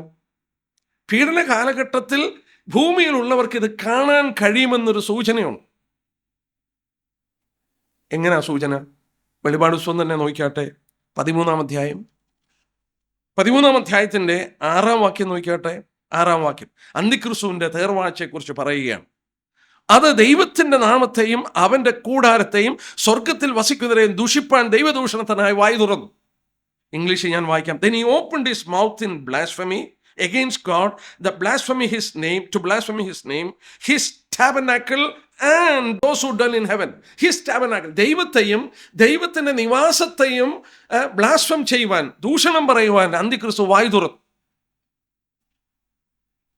അവർക്ക് കാണാൻ കഴിയും എന്ന് ചിന്തിക്കുന്നവരുണ്ട് ഇതിനെ ആസ്പദമാക്കി. ഏതായാലും പീഡന കാലഘട്ടം കഴിഞ്ഞ് സഹസ്രാബ്ദ വാഴ്ച വരുമ്പോൾ, 1000 ആണ്ട് വാഴ്ചയിൽ അത് ഭൂമിയിലോട്ട് വരത്തില്ല. എവിടെയോ സസ്പെൻഡഡ്. അവിടെ പാർത്തുകൊണ്ട് വിശുദ്ധന്മാർ ഭൂമിയെ ഭരിക്കാൻ പോവുകയാണ്. ഇന്ന് വിദേശ രാജ്യങ്ങളൊക്കെ പോയാൽ കാണാം, മൈലുകൾ അപ്പുറത്ത് താമസിച്ചുകൊണ്ടാണ് ജോലിക്ക് പോകുന്നത്. അവർക്ക് കമ്മ്യൂട്ട് ചെയ്യാനായിട്ട് ബുദ്ധിമുട്ടൊന്നുമില്ല. എന്നാൽ പുനരുദ്ധാന ശരീരത്തിൽ ദൂരം നമുക്ക് പ്രശ്നമല്ല, യാത്ര പ്രശ്നമല്ല. ആ പുത്തൻ യെരൂശലേമിൽ പാർത്തുകൊണ്ട് ഭൂമിയെ ഭരിക്കും. എന്നാൽ പുതിയ ഭൂമിയിലാണ്, 1000 ആണ്ട് വാഴ്ച കഴിഞ്ഞ് പുതിയ ഭൂമിയിൽ അത് ഭൂമിയിൽ വന്ന് ഉറയ്ക്കും എന്നുള്ളത് ദൈവവചനത്തിലൂടെ നമുക്ക് കാണാനായിട്ട് സാധിക്കും. അപ്പോൾ ഇനി നമുക്ക് ഈ വിഷയത്തിലേക്ക് വീണ്ടും കടന്നു വരാം. പുതിയ ആകാശം, പുതിയ ഭൂമി, പുതിയ യെരൂശലേം. 2-3 വാക്യം നമുക്ക് നോക്കാം. യെശയ്യാപ്രവചനം 65-ാം അധ്യായത്തിൻ്റെ 17-ാമത്തെ വാക്യം. ഐശ്യ 65, യെശയ്യാപ്രവചനം 65-ാം അധ്യായത്തിൻ്റെ 17-ാമത്തെ വാക്യം. അവിടെ നോക്കിയാട്ടെ, ഇങ്ങനെ വായിക്കുന്നു. 65-ന്റെ 17-ാമത്തെ വാക്യം. ഇതാ, ഞാൻ പുതിയ ആകാശവും പുതിയ ഭൂമിയും സൃഷ്ടിക്കുന്നു. മുമ്പിലത്തത് ആരും ഓർക്കയില്ല, ആരുടെയും മനസ്സിൽ വരികയില്ല. ഞാൻ സൃഷ്ടിക്കുന്നതിനെ കുറിച്ചോ നിങ്ങൾ സന്തോഷിച്ച് എന്നേക്കും ഘോഷിച്ചുല്ലസിക്കും. ഞാൻ പുതിയ ആകാശവും ഭൂമിയും സൃഷ്ടിക്കുന്നു. മുമ്പിലത്തത് ഓർക്കത്തില്ല. മനുഷ്യൻ അവരുടെ മനസ്സ് ഇതോർത്ത് സന്തോഷിക്കുന്ന ഒരവസ്ഥ. അപ്പോൾ ദൈവം സൃഷ്ടിക്കാൻ പോവുകയാണ്. 66-ാം അധ്യായം നോക്കിക്കാട്ടെ, അതിൻ്റെ 22. യെശയ്യാവ് തന്നെ 66-ന്റെ 22. ഞാൻ ഉണ്ടാക്കുന്ന പുതിയ ആകാശവും പുതിയ ഭൂമിയും. അപ്പോൾ പുതിയ ആകാശ ഭൂമികൾ ദൈവം സൃഷ്ടിക്കാൻ പോവുകയാണ്. നമ്മൾ കാത്തിരിക്കുന്ന എന്തിനു വേണ്ടിയാ? 2 പത്രോസ് 3-ാം അധ്യായം അതിൻ്റെ 13-ാം വാക്യം. വിശുദ്ധന്മാർ കാത്തിരിക്കുന്നത് എന്തിനു വേണ്ടിയാണ്? 2 പത്രോസ് 3-ാം അധ്യായത്തിൻ്റെ 13-ാമത്തെ വാക്യം. എന്നാൽ നാം അവൻ്റെ വാഗ്ദത്ത പ്രകാരം നീതി വസിക്കുന്ന പുതിയ ആകാശത്തിന് പുതിയ ഭൂമിക്കുമായിട്ട് കാത്തിരിക്കുന്നു. നമ്മളും കാത്തിരിക്കുന്നത് അതിനു വേണ്ടിയാണ്. ഈ ഭൂമിയിലെ ഈ പുതിയ യെരൂശലേം വന്ന് വരുന്നത് യോഹന്നാന് കാണിച്ചു കൊടുക്കുകയാണ്. നാം മനസ്സിലാക്കാൻ വേണ്ടി അത് വെളിപ്പെടുത്തിയിരിക്കുകയാണ്. 21-ാം അധ്യായത്തിൻ്റെ 3 തൊട്ട് 8 വരെയുള്ള വാക്യങ്ങളിൽ സിംഹാസനത്തിൽ നിന്നൊരു മഹാശബ്ദം പറയുന്നതായി ഞാൻ കേട്ടു. ഇതാ, മനുഷ്യരോടുകൂടെ ദൈവത്തിൻ്റെ കൂടാരം. അവൻ അവരോടുകൂടെ വസിക്കും. അവൻ അവരുടെ ജനമായിരിക്കും. ദൈവം താൻ അവരുടെ ദൈവമായി അവരോടുകൂടെ ഇരിക്കും. അവൻ അവരുടെ കണ്ണിന്ന് കണ്ണുനീരെല്ലാം തുടച്ചുകളയും. ഇനിയും മരണമുണ്ടാകില്ല, ദുഃഖവും മറുപടിയും കഷ്ടതയും ഇനിയും ഉണ്ടാകില്ല. ഒന്നാമത്തേത് കഴിഞ്ഞുപോയി. സിംഹാസനം ഇതാ, ഞാൻ സകലവും പുതുതാക്കുന്നു എന്ന് അരുളിച്ചു. എഴുതുക, ഈ വചനം വിശ്വാസയോഗ്യവും സത്യമാകുന്നുവെന്ന് അവൻ കൽപ്പിച്ചു. പിന്നെയും അവൻ എന്നോട് അരുളിച്ചു, സംഭവിച്ചു തീർന്നു. ഞാൻ ആൽഫയും ഒമേഗയും ആദിയും അന്തവും ആകുന്നു. ദാഹിച്ചിരിക്കുന്നവന് ഞാൻ ജീവനിർവ്വഹത്തിന് സൗജന്യമായി കൊടുക്കും. ജയിക്കുന്നവന് ഞാൻ അവകാശമായി ലഭിക്കും. ഞാൻ അവന് ദൈവം, അവൻ എനിക്ക് മകനുമായിരിക്കും. എന്നാൽ ഭീരുക്കൾ, അവിശ്വാസികൾ, അറക്കപ്പെട്ടവർ, കൊലപാതകന്മാർ, ദുർനിറപ്പുകാർ, ക്ഷുദ്രക്കാർ, ബിംബാരാധികൾ എന്നിവർക്കും ഭോഷ്ക് പറയുന്ന ഏവർക്കുമുള്ള ഓഹരി, തീയും ഗന്ധവും കത്തുന്ന പൊയ്കത്ത്, ഇത് 2ാമത്തെ മരണം. ഇതാ, ഞാൻ സകലവും പുതുതാക്കും. ഇതാ, ദൈവത്തിൻ്റെ കൂടാരം മനുഷ്യരോട് കൂടെ. ഗോഡ്സ് ഡ്വെല്ലിംഗ് വിത്ത് മാൻ. ബൈബിളിലെ ഏറ്റവും വലിയ സ്റ്റേറ്റ്മെൻ്റ് ആണിത്. വേദപുസ്തകത്തിൽ രേഖപ്പെടുത്തിയിരിക്കുന്ന സ്റ്റേറ്റ്മെൻറ്റ്സിൽ ഏറ്റവും വലിയ സ്റ്റേറ്റ്മെൻറ്റ്സ് ആണ്. കാരണം എന്നാണ്? ദൈവത്തിൻ്റെ അൾട്ടിമേറ്റ് പർപ്പസ് നിവർത്തിക്കപ്പെടുകയാണ്. മനുഷ്യനെ ദൈവം എന്തിനാ സൃഷ്ടിച്ചത്? ദൈവത്തിനോട് സംസർഗം, കൂട്ടായ്മ ആചരിപ്പാൻ. പാപത്തിൻ്റെ ഫലമായി ദൈവത്തിന് അകന്നുപോയി. വീണ്ടും ദൈവം ലോക രാഷ്ട്രങ്ങളൊക്കെ ദൈവത്തിൽ നിന്ന് അകന്നുപോയപ്പോൾ ഒരു രാജ്യത്തെ ദൈവം വേർതിരിച്ചെടുത്തു. എന്തിനാ അങ്ങനെ വേർതിരിച്ചെടുത്ത്? ലേവ്യ പുസ്തകം 26-ാം അധ്യായം. ദൈവത്തിൻ്റെ മനസ്സ് നമുക്ക് അവിടെ കാണാൻ കഴിയുന്നു. ലേവ്യ പുസ്തകം 26-ാം അധ്യായത്തിൻ്റെ 11-12 വാക്യം. 26-ന്റെ 11-12 വാക്യം. ഞാൻ എൻ്റെ നിവാസം നിങ്ങളുടെ ഇടയിൽ ആക്കും, എൻ്റെ ഉള്ളം നിങ്ങളെ വെറുക്കുകയില്ല. ഞാൻ നിങ്ങളുടെ ഇടയിൽ സഞ്ചരിച്ചു കൊണ്ടിരിക്കും. ഞാൻ നിങ്ങൾക്ക് ദൈവവും നിങ്ങൾ എനിക്ക് ജനവും ആയിരിക്കും. ഇസ്രായേലിനോട് പറയുകയാണ്, ഞാൻ മിസ്രയീമിൽ നിങ്ങളെ പുറപ്പെടുവിച്ചു കൊണ്ടുവന്നത് എനിക്ക് നിങ്ങളുടെ മധ്യത്തിൽ വസിക്കാനാണ്. ഞാൻ നിങ്ങളുടെ മധ്യത്തിൽ വസിക്കും, നിങ്ങൾ എനിക്ക് ജനമായിരിക്കും. ദൈവത്തിൻ്റെ ഹൃദയത്തിൻ്റെ ആഗ്രഹം ജനത്തോടുകൂടെ വസിപ്പാനാണ്. മനുഷ്യനെ അതിനാ സൃഷ്ടിച്ചത്. പാപത്തിൻ്റെ ഫലമായി ദൈവത്തിന് സംസർഗം സാധ്യമല്ലാതായി. എന്നാൽ കുഞ്ഞാടിൻ്റെ ചോരയാൽ വീണ്ടെടുക്കപ്പെട്ട ജനത്തോട് പറയുകയാണ്, എൻ്റെ ഉള്ളം നിങ്ങളെ വെറുക്കില്ല, ഞാൻ നിങ്ങളുടെ ഇടയിൽ സഞ്ചരിച്ചു, ഞാൻ നിങ്ങൾക്ക് ദൈവവും നിങ്ങൾ എനിക്ക് ജനവുമായിരിക്കും. അങ്ങനെ ഇസ്രായേലിനെ പ്രത്യേകം തിരഞ്ഞെടുക്കുകയാണ്. കാലങ്ങൾ കഴിഞ്ഞു, അവരെ വീണ്ടും മടക്കിക്കൊണ്ടുവന്ന ശേഷം, ഇന്ന് ഇസ്രായേലിനെ മടക്കിക്കൊണ്ടുവന്നു ശുദ്ധീകരണ ശേഷം. നമ്മൾ നോക്കിയാട്ടെ, ജെരമ്യാവ് 32:38. ജെരമ്യാവ് 32:38. ദൈവത്തിൻ്റെ ഹൃദയത്തിൻ്റെ ആഗ്രഹം 38. അവർ എനിക്ക് ജനമായും ഞാൻ അവർക്ക് ദൈവമായും ഇരിക്കും. ഇസ്രായേലിൻ്റെ അൾട്ടിമേറ്റ് റിഡംഷൻ കഴിയുമ്പോൾ വീണ്ടും അത് സംഭവിക്കും. എസെക്കിയേൽ 37:27 വായിക്കുന്നുണ്ട്. 37:27 വായിക്കുന്നുണ്ട്. അവിടെയും പറയുന്നുണ്ട്, എൻ്റെ നിവാസം അവരോടുകൂടെ ഉണ്ടാക്കും, ഞാൻ അവർക്ക് ദൈവവും അവർ എനിക്ക് ജനവുമായിരിക്കും. ഇസ്രായേലിനെ വീണ്ടും ദൈവത്തിൻ്റെ നിവാസമാക്കി തീർക്കും. ദൈവം അവരുടെ മധ്യത്തിൽ വസിക്കുമെന്ന് പ്രവചനമുണ്ട്. എന്നാൽ പുതിയ നിയമത്തോടുള്ള ബന്ധത്തിലോ ഈ യുഗത്തിൽ ഇസ്രായേലിനെ തള്ളിക്കളഞ്ഞിരിക്കുകയാണ്. ഇന്ന് ഒരു വാക്യം നമുക്ക് നോക്കാം. കൊരിന്ത്യലേഖനം ഒന്ന് എടുത്താട്ടെ. 2 കൊരിന്ത്യർ 6-ാം അധ്യായം. എൻ്റെ സൗന്മാരെ നമ്മുടെ ഭാഗ്യം നമ്മൾ ശ്രദ്ധിക്കേണ്ടതാണ്. 2 കൊരിന്ത്യർ 6-ാം അധ്യായത്തിൻ്റെ 16 തൊട്ടുള്ള വാക്യം, 16 തൊട്ട് 18 വരെ. 16 തൊട്ടുള്ള വാക്യം. നാം ജീവനുള്ള ദൈവത്തിൻ്റെ ആലയമല്ലോ, ഞാൻ അവരിൽ വസിക്കുകയും അവരുടെ ഇടയിൽ നടക്കുകയും ചെയ്യും, ഞാൻ അവർക്ക് ദൈവം, അവർ എനിക്ക് ജനവുമാകുമെന്ന് ദൈവം അരുളി ചെയ്തുവല്ലോ. അതുകൊണ്ട് അവരുടെ നടുവിൽ നിന്ന് പുറപ്പെട്ട് വേർപെട്ടിരിപ്പീനെന്ന് കർത്താവ് അരുളി ചെയ്യുന്നു. അശുദ്ധമായതൊന്നും തുടരുത്, എന്നാൽ ഞാൻ നിങ്ങളെ കൈക്കൊണ്ട് നിങ്ങൾക്ക് പിതാവ്, നിങ്ങൾ എനിക്ക് പുത്രന്മാരും പുത്രിമാരും ആയിരിക്കുന്ന സർവശക്തനായ കർത്താവ് അരുളി ചെയ്യുന്നു. വേർപെട്ടിരിക്കാൻ ആവശ്യപ്പെടുകയാണ്. വേർപാട്, സെപ്പറേഷൻ എന്ന വാക്കിന് 2 അർത്ഥമാണ്. പാപത്തിൽ നിന്ന്, മലിനതയിൽ നിന്ന് മാറി നിൽക്കുക മാത്രമല്ല, ദൈവത്തിന് വേണ്ടി വേർപെടേണ്ടത് ആവശ്യമാണ്. വിശുദ്ധ ഉപകരണങ്ങൾ മറ്റുപയോഗങ്ങളിൽ നിന്ന് അവയെ മാറ്റിയിട്ട് ദൈവത്തിന് ഉപയോഗിക്കാൻ വേണ്ടി അവയെ മാറ്റി. വിശുദ്ധ സ്ഥലം മറ്റുപയോഗത്തിൽ നിന്ന് അവയെ മാറ്റിയിട്ട് ദൈവത്തിന് വേണ്ടി അവയെ മാറ്റി. വിശുദ്ധ സഹോദരന്മാർ മറ്റുള്ളവരിൽ നിന്ന് അവരെ വേർതിരിച്ച് ദൈവത്തിന് വേണ്ടി അവരെ വേർതിരിച്ചു. ഇവിടെ വായിക്കുന്നത് എന്താ? നിങ്ങൾ വേർപെട്ടിരിപ്പീൻ. എന്നാൽ എന്ത് സംഭവിക്കും? ഞാൻ നിങ്ങളെ കൈക്കൊണ്ട് നിങ്ങൾക്ക് പിതാവും നിങ്ങൾ എനിക്ക് മക്കളുമായിരിക്കും. പുതിയ നിയമസഭയുടെ മധ്യത്തിൽ അവൻ വസിക്കുന്നു. 2-3 പേർ എൻ്റെ നാമത്തിൽ കൂട്ടി യോജിപ്പിക്കപ്പെട്ട ഇടത്തിൽ ഞാൻ അവരുടെ മധ്യത്തിലുണ്ട്. പഴയ നിയമത്തിൽ നമ്മളത് കണ്ടു. നമ്മൾ കൂടി വരുന്നത് വളരെ ചുരുങ്ങിയ ആളുകളായിരിക്കും. വലിയ ജനമൊന്നും വേണ്ട, 2-3 പേര് മതി. 2 or 3. അവൻ പറഞ്ഞ വിധത്തിൽ കൂടി വരികയാണെങ്കിൽ, അവൻ കൂട്ടി യോജിപ്പിച്ചതാണെങ്കിൽ അവരുടെ മധ്യത്തിൽ അവൻ ഉണ്ടെന്ന് വാഗ്ദത്തം ചെയ്തിട്ടുണ്ട്. ദൈവസാന്നിധ്യം, ദൈവത്തിൻ്റെ ആഗ്രഹമാണ് നമ്മൾ കണ്ടുകൊണ്ടിരിക്കുന്നത്. എന്നാൽ ഇനി നമ്മൾ ശ്രദ്ധിക്കേണ്ടത്, നോക്കുക, വെളിപാട് പുസ്തകം 21-ാം അധ്യായത്തിന് 3-ാം വാക്യം വീണ്ടും ശ്രദ്ധിക്കാം. ഞാൻ ആ ഭാഗം ഓർപ്പിക്കാനായിട്ടാണ് ഇത്രയും എടുത്തത്. 3-ാം വാക്യം, ഇതാ മനുഷ്യരോടുകൂടെ ദൈവത്തിൻ്റെ കൂടാരം is dwelling. Now the dwelling of God is with human beings. NIV translation. And he will live with them. Now the dwelling of God is with human beings. ഇതാ മനുഷ്യരോടുകൂടെ ദൈവത്തിൻ്റെ കൂടാരം. dwelling എന്നുള്ള വാക്ക്, tabernacle എന്നുള്ള വാക്ക് ഭയങ്കര അർത്ഥപൂർണമായ ഒരു വാക്കാണ്. ടെന്റ് എന്നുള്ള വാക്ക്. പുറപ്പാട് പുസ്തകം 33:7 സമാഗമന കൂടാരത്തിന് പേര് കൊടുത്തു tent of meeting. Tent of meeting, സമാഗമന കൂടാരം. ദൈവവും മനുഷ്യനും തമ്മിൽ കണ്ടുമുട്ടുന്ന ഇടം. ദൈവവും മനുഷ്യനും കണ്ടുമുട്ടിയപ്പോൾ എന്താ സംഭവിച്ചത്? 33 പുറപ്പാട് ദിവസം 33-ാം അധ്യായത്തിൻ്റെ 7-ാം വാക്യം നോക്കിയാട്ടെ.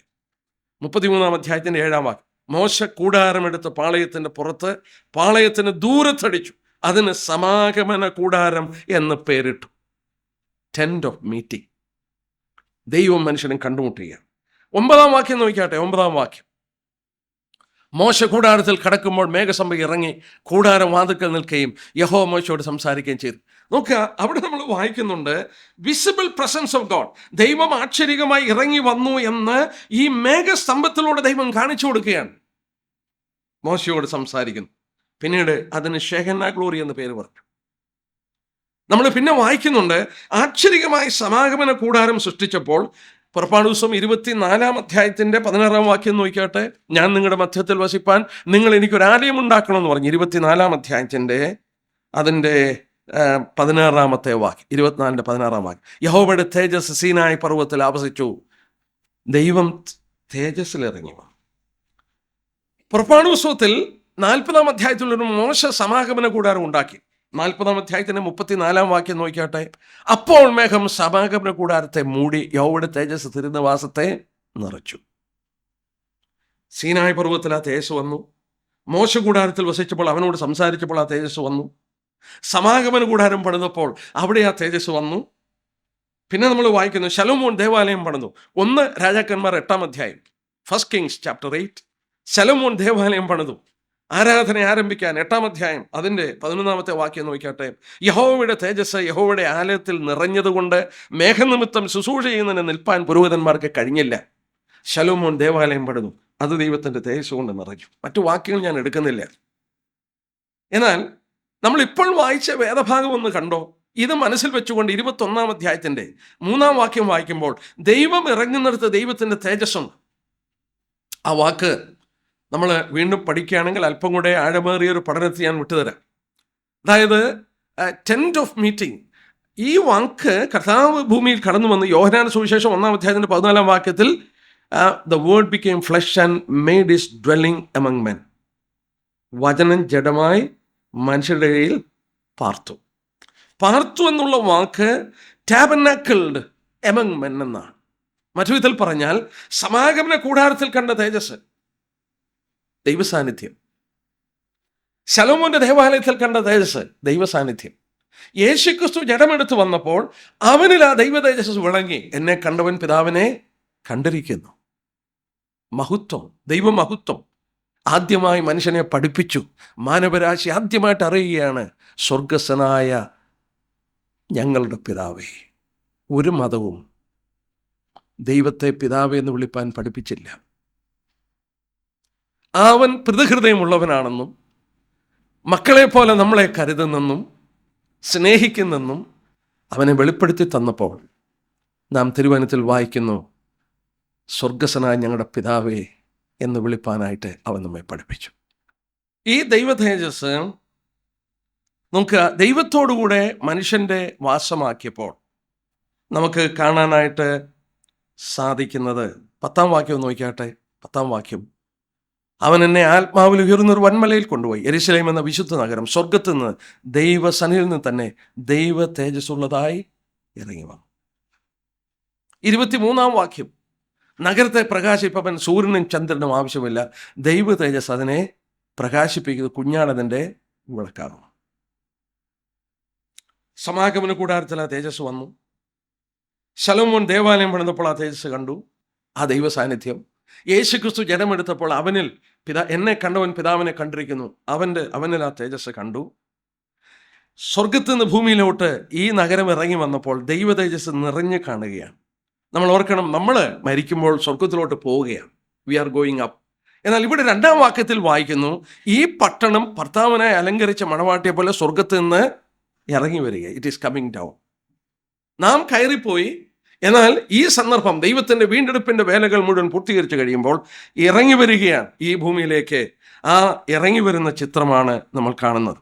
മറ്റു വിധത്തിൽ പറഞ്ഞാൽ ഈ സന്ദർഭത്തിൽ നമ്മൾ ഓർത്തതുപോലെ സ്വർഗവും ഭൂമിയും ഒന്നായി മാറുകയാണ്. Heaven and earth is becoming one. ഈ ഭൂമി, ദൈവം ഇന്ന് സ്വർഗത്തിൽ വസിക്കുന്നു. എന്നാൽ ഭൂമിയെ ചുട്ടഴിച്ച് പാപത്തിൻ്റെ സകല പങ്കിലമായത് മാറ്റി ആകാശമണ്ഡലങ്ങൾ ശുദ്ധീകരിച്ച് ഈ പുതിയ ഭൂമിയും പുതിയ ആകാശവും വന്ന് യാതൊരു ദുഷ്ടനും അവിടെയില്ല, അവരെയെല്ലാം മാറ്റിക്കളഞ്ഞ് ദൈവസന്നിധിയിൽ നിന്ന് ദൈവതേജസ്സുള്ള നഗരം ഇറങ്ങി വന്നപ്പോൾ നമ്മൾ ഓർക്കണം, ഇത് രണ്ടും രണ്ടല്ല, പിന്നെ ഭൂമിയും സ്വർഗവും ഒന്നായി തീരുകയാണ്. One place. ഇത് ഒന്നായി മാറുകയാണ്. ആ പാർട്ടീഷൻ ഇല്ല. 2 ലെവലല്ല, ദേ ഹാവ് ബിക്കം വൺ. മറ്റു വിധത്തിൽ പറഞ്ഞാൽ ദൈവ സാന്നിധ്യത്തിൻ്റെ തേജസ് അവരെ വിട്ടുമാറാതെ ആ ഭൂമിയിൽ തന്നെ ഉണ്ട്. അവൻ അവരുടെ ദൈവമായിരിക്കും, അവൻ അവരോട് കൂടെ ഇരിക്കും. പാപത്തിൻ്റെ ഫലമായി ദൈവം ഇത് വീണ്ടെടുത്ത് അവരെ അൾട്ടിമേറ്റ്ലി കൊണ്ടെത്തിക്കുന്ന മനോഹരമായൊരു ചിത്രം. എന്നാൽ ഇതുള്ള ബന്ധത്തിൽ വീണ്ടും ഞാൻ ചില കാര്യങ്ങളൊന്ന് ഓർപ്പിച്ചോട്ടെ. ഈ നഗരത്തെക്കുറിച്ച് പഠിക്കുമ്പോൾ നമുക്ക് ചില പഠനങ്ങൾ ഇവിടെ കിട്ടുന്നുണ്ട്. എന്താണെന്ന് പറയാം. അതിലൊരു കാര്യം ഞാനൊന്ന് ചൂണ്ടിക്കാണിക്കട്ടെ. 16-ാം വാക്യം നോക്കിയാട്ടെ. നഗരം സമചതുരമായി കിടക്കുന്നു. It is A square. അതിൻ്റെ വീതിയും നീളവും സമം. അളവ് നൂൽ കൊണ്ട് നഗരത്തെ അളന്നു. 1200 നാഴിക, 12,000 ഫർലോ. അതിൻ്റെ നീളവും വീതി ഉയരവും തന്നെ. അപ്പം നീളവും വീതി ഉയരവുമാണെങ്കിൽ അതിൻ്റെ പേരെന്തുവാ? ക്യൂബ് എന്നാണ്. ഇനി നമുക്ക് നോക്കാം. ഇതിൻ്റെ നിഴല് സമാഗമന കൂടാരത്തെക്കുറിച്ച് പറയുന്നു. അവർ സ്വർഗത്തിൻ്റെ നിഴലും ദൃഷ്ടാന്തവുമായതിൽ ശുശ്രൂഷിക്കും. അപ്പൊ സമാഗമന കൂടാരം സ്വർഗത്തിന്റെ നിഴൽ കൂടെയാണ്. സമാഗമന കൂടാരത്തെക്കുറിച്ച് നമ്മൾ പഠിച്ചു. സമാഗമന കൂടാരത്തിൽ ദൈവം എവിടാ വസിച്ചിരുന്നേ? അതിവിശുദ്ധ സ്ഥലത്താണ്. അതിവിശുദ്ധ സ്ഥലമാണ്. അവിടെ വർഷത്തിൽ ഒരിക്കലേ മഹാപുരോഹിതൻ പ്രവേശിക്കുകയുള്ളൂ. അവിടെ എന്തായിരുന്നു? അവിടുത്തെ പ്രകാശം, അവിടെ ജനലും എല്ലാം ഉണ്ടായിരുന്നു. അവിടെ വിളക്കുണ്ടായിരുന്നോ? ഇല്ല. ആ അതിവിശുദ്ധ സ്ഥലത്ത് കെരൂബുകളുടെ മധ്യത്തിൽ ദൈവ തേജസ്സാണ് അവിടെ നിറഞ്ഞു നിന്നത്. കാരണം ദൈവ സാന്നിധ്യം അവിടെയുണ്ട്. ഒന്ന് ചിന്തിച്ചേ, ആ സമാഗമന കൂടാരത്തെക്കുറിച്ച് പഠിച്ചാൽ, ഞാൻ വാക്യങ്ങൾ എടുക്കുന്നില്ല, എന്നാൽ പറഞ്ഞു പോകാം. പുറപ്പാട് 26, 36 എടുത്ത് നമ്മൾ പഠിച്ചാൽ നമുക്കൊരു സത്യം അറിയാൻ കാണുന്നു. 10 ക്യൂബിറ്റുള്ളൊരു ക്യൂബായിരുന്നു സമാഗമന കൂടാരത്തിൻ്റെ അതിവിശുദ്ധ സ്ഥലം. 10 ക്യൂബിറ്റ് ക്യൂബ്. പോട്ടെ, ശലോമോൻ ദേവാലയം പണിതു. 1 രാജാക്കന്മാർ 6-ാം അധ്യായത്തിൻ്റെ 20-ാം വാക്യം. 6-ാം അധ്യായത്തിൻ്റെ 20-ാം വാക്യം. അവിടെ വായിക്കുന്നു, ശലോമോൻ പണിത ദേവാലയത്തിൻ്റെ ഹോളി ഓഫ് ഹോളീസ്, അന്തർമന്ദിരത്തിൻ്റെ അകം 20 മുഴം നീളവും 20 മുഴം വീതിയും 20 മുഴം ഉയരവും. 20 ക്യൂബിറ്റ്സ് ക്യൂബായിരുന്നു. സമാഗമന കൂടാരം 10 ക്യൂബിറ്റ് ക്യൂബ്. ശലോമോൻ പണിത ദേവാലയം 20 ക്യൂബിറ്റ് ക്യൂബ്. ഇത് സ്വർഗത്തിൻ്റെ ഒരു ദൃഷ്ടാന്തമാണ്. ദൈവം വസിക്കുന്ന ഇടമാണ്. ഇവിടെ രണ്ടിടത്തും ദൈവദേശം ഇറങ്ങി വന്നു. ഇനിയും അൾട്ടിമേറ്റ്ലി സ്വർഗത്തിൽ ഒരുക്കുന്ന ദൈവത്തിൻ്റെ നഗരം ഭൂമിയിൽ വരുമ്പോൾ അതിൻ്റെ നീളവും വീതി ഉയരവും സമമാണ്. എത്ര? ചില വിലപ്പ് കൂടുതലുണ്ടെന്നേ ഉള്ളൂ. 12,000 furlough. Again it is A cube. വീണ്ടും അതൊരു ക്യൂബാണ്. 12,000 ഫർലോങ് എന്ന് പറഞ്ഞാൽ ഏതാണ്ട് 1400 മൈൽ വരും. അപ്രോക്സിമേറ്റ്ലി ഏതാണ്ട് കന്യാകുമാരിയിൽ നിന്ന് ഡൽഹി വരെയുള്ള നീളം. അപ്പോൾ ആ നഗരത്തിൻ്റെ ഒരു വശത്തിൻ്റെ നീളം കന്യാകുമാരി തൊട്ട് ഡൽഹി വരെയുള്ള നീളം, അത്രയും തന്നെ വീതി, അത്രയും തന്നെ ഉയരം. ഒന്നോർത്തി, സമാഗമന കൂടാരത്തിൻ്റെ ക്യൂബ് ദൈവതേജസ്സ് കൊണ്ട് നിറഞ്ഞു. ശലോമോന്റെ അതിവിശുദ്ധ സ്ഥലത്തിൻ്റെ ക്യൂബ് അത് തേജസ്സ് കൊണ്ട് നിറഞ്ഞു. പുതിയ ഭൂമിയിൽ ഇറങ്ങി വരുന്ന ഈ പുത്തൻ യെരൂശലേം അതും ഒരു ക്യൂബാണ്. അത് നമ്മൾ വായിച്ചത് എന്താ? ദൈവ തേജസ്. 10-ാം വാക്യത്തിൽ എന്താ വായിച്ചേ? സ്വർഗത്തിൽ നിന്ന് ദൈവസന്നിധിയിൽ നിന്ന് തന്നെ ദൈവ തേജസ് ഉള്ളതായി ഇറങ്ങി വന്നു. ശേഖന എന്തായി പഠിപ്പിക്കുന്നത്? ഗോഡ്സ് പ്രസൻസ് ഈസ് വിത്ത് മാൻ. ദൈവ സാന്നിധ്യം ഇതാ മനുഷ്യനോട് കൂടെ. അൾട്ടിമേറ്റ്ലി ഗോഡ്സ് പർപ്പസ് അത് പൂർത്തീകരിക്കുകയാണ്. ഇനി നമ്മൾ 21, 22 അധ്യായം വായിച്ചാൽ, ഞാനിരുന്ന് ഇങ്ങനെ ശ്രദ്ധിക്കുകയായിരുന്നു. 22-ാം അധ്യായത്തിൽ വരുമ്പോൾ കുഞ്ഞാടിൻ്റെയും ദൈവത്തിൻ്റെ കുഞ്ഞാടിൻ്റെ സിംഹാസനം അവിടെ നിന്ന് ജീവന്റെ ജലനദി പളുങ്ക് പോലെ ഒഴുകുന്നു. അവിടെ ജീവവൃക്ഷമുണ്ട്. അവിടെ ദൈവത്തിൻ്റെ ദാസന്മാർ, 3-ാം വാക്യത്തിൽ അവൻ്റെ ദാസന്മാർ അവനെ ആരാധിക്കുന്നു, അല്ലെങ്കിൽ സെർവ് ചെയ്യുന്നു. അവർ അവൻ്റെ മുഖം കാണും. They see his face, unclouded fellowship. 3:12 വായിച്ചാൽ ദൈവത്തിൻ്റെ മുദ്ര അവിടെ വസിക്കുന്നവരുടെ മുകളിലുണ്ട്. മറ്റു വിധത്തിൽ പറഞ്ഞാൽ ഈ ലോകത്തിൽ, ഈ പുത്തൻ യെരൂശലേമിൽ everything is centred on God. എല്ലാം ദൈവത്തിലാണ് അത് അൾട്ടിമേറ്റ്ലി സെന്റർ ആയി നിൽക്കുന്നത്. He is supreme, he is everything. God's, ദൈവത്തിൻ്റെ സിംഹാസനം, ദൈവത്തിൻ്റെ ജീവജലനദി, ദൈവത്തിൻ്റെ ജീവവൃക്ഷം ദൈവത്തെ സേവിക്കുന്നു. ദൈവത്തിൻ്റെ മുഖം അവർ കാണുന്നു. ദൈവത്തിൻ്റെ മുദ്ര അവരുടെ നെറ്റിയിലുണ്ട്. ദൈവം അവിടെ സിംഹാസനം വെച്ച് വാഴുന്നു. Everything, life is totally centred in God. ദൈവത്തിൽ തന്നെ ആശ്രയിച്ച സകല ജീവിതവും. ഏദൻ തോട്ടത്തിൽ എന്തായിരുന്നു? അവരെല്ലാത്തിനും ദൈവത്തെ ആശ്രയിക്കണമായിരുന്നു. അവിടെ ചെന്ന് സാത്താൻ പറഞ്ഞു, നിങ്ങളിതങ്ങ് തിന്നാ ദൈവത്തെ പോലെ ആകും, ഇങ്ങനെ ആശ്രയിക്കുകയൊന്നും വേണ്ട. They were seeking independence. എന്തിനാണ് നമ്മളിന്ന് പ്രാർത്ഥിക്കുന്നത്? നമ്മളിന്ന് ഡിപ്പെൻഡ് ചെയ്യുകയാണ് ദൈവത്തിൽ. നമ്മുടെ ഹൃദയം അവൻ്റെ സന്നിധിയിൽ പകർന്ന്, അവ ദൈവത്തിൽ നിന്ന് മാറി ഇൻഡിപെൻഡൻ്റ് ആയിട്ട് ജീവിക്കാൻ വേണ്ടി അവൾ ആഗ്രഹിച്ചു. പാപം കൊണ്ടുവന്നു.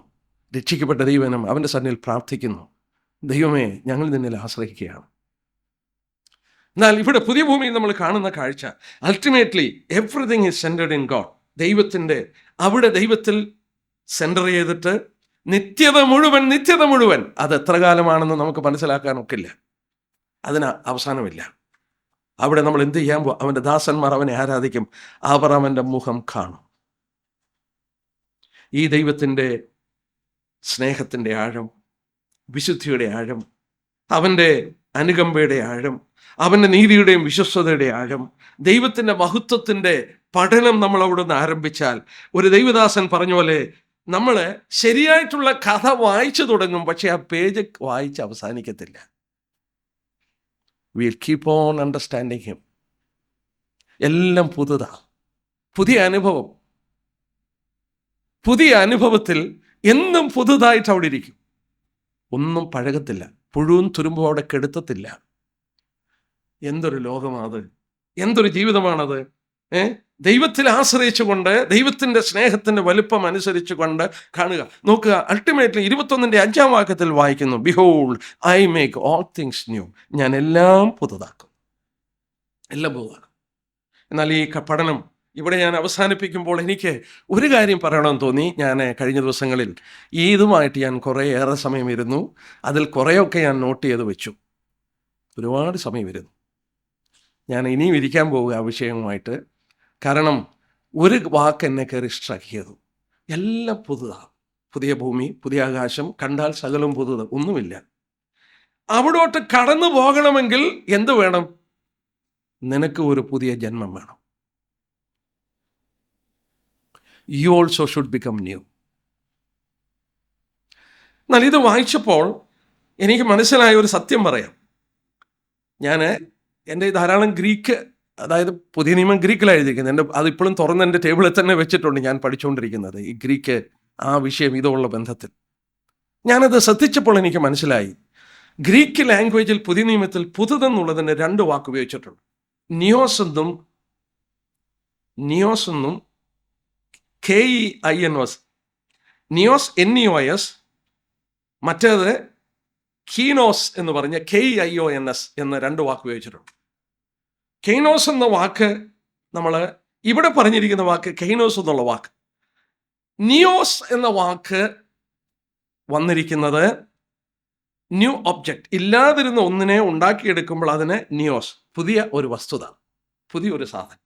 എന്നാൽ കെയ്നോസ് എന്ന വാക്ക് ക്വാളിറ്റേറ്റീവ് ചേഞ്ച്, അല്ലെങ്കിൽ ദൈവം അതിനെ പുതുതാക്കി തീർക്കുകയാണ്.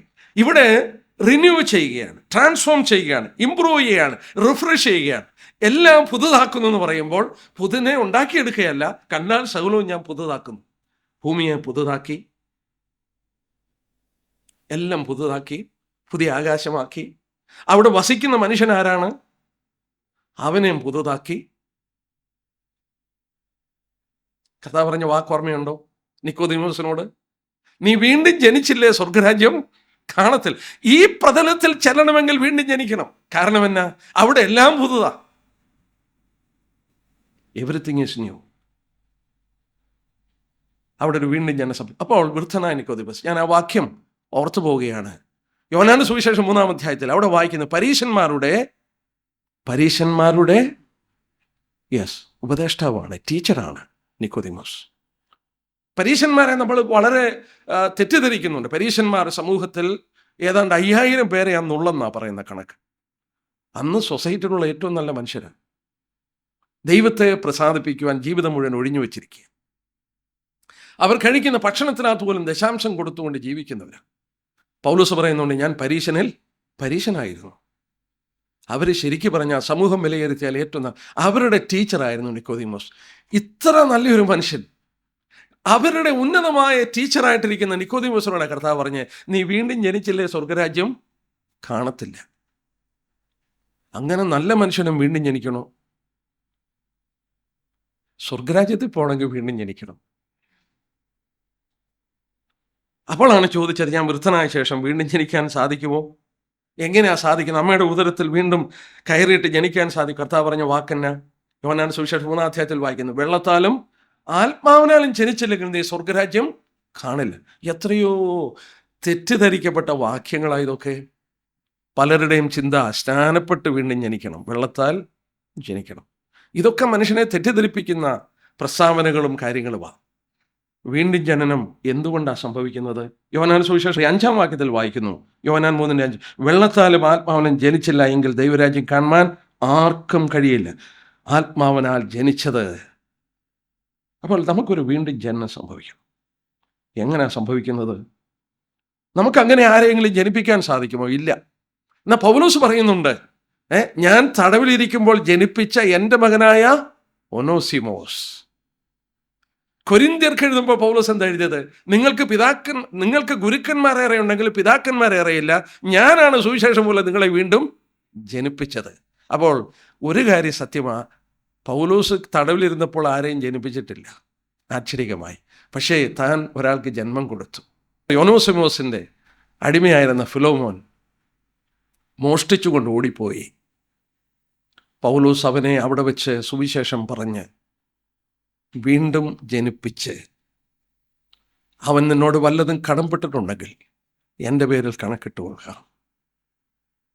ഞാൻ ആ വാക്യം കഴിഞ്ഞ ദിവസം വായിച്ചപ്പോൾ കർത്താവ് പറയുന്ന വാക്കുപോലെ എനിക്ക് തോന്നി. വല്ലതും കടംപെട്ടിട്ടുണ്ടെങ്കിൽ എൻ്റെ പേരിൽ കണക്കിട്ട് കൊള്ളുക, ഞാനത് തന്നുകൊള്ളാം. നീ എനിക്ക് കടംപെട്ടിരിക്കുന്നുവെന്ന് ഞാൻ പറയണ്ടായല്ലോ. പൗലോസിൻ്റെ മനസ്സൊന്നോർത്തേ, അടിമയെ ആ കാലത്തെ ആ പ്രമാണമനുസരിച്ച് അവനെ കൊല്ലുവാൻ അധികാരമുണ്ട്. എന്നാൽ അവനെ തിരിച്ച് അയക്കുമ്പോൾ ഇവൻ നിനക്ക് പ്രയോജനമുള്ളവനായി തീരുമെന്ന് പറഞ്ഞ് അയക്കുകയാണ്. എൻ്റെ സഹോദരന്മാരെ, അവിടെയുള്ള നമ്മുടെ വിഷയം ഓർക്കുക.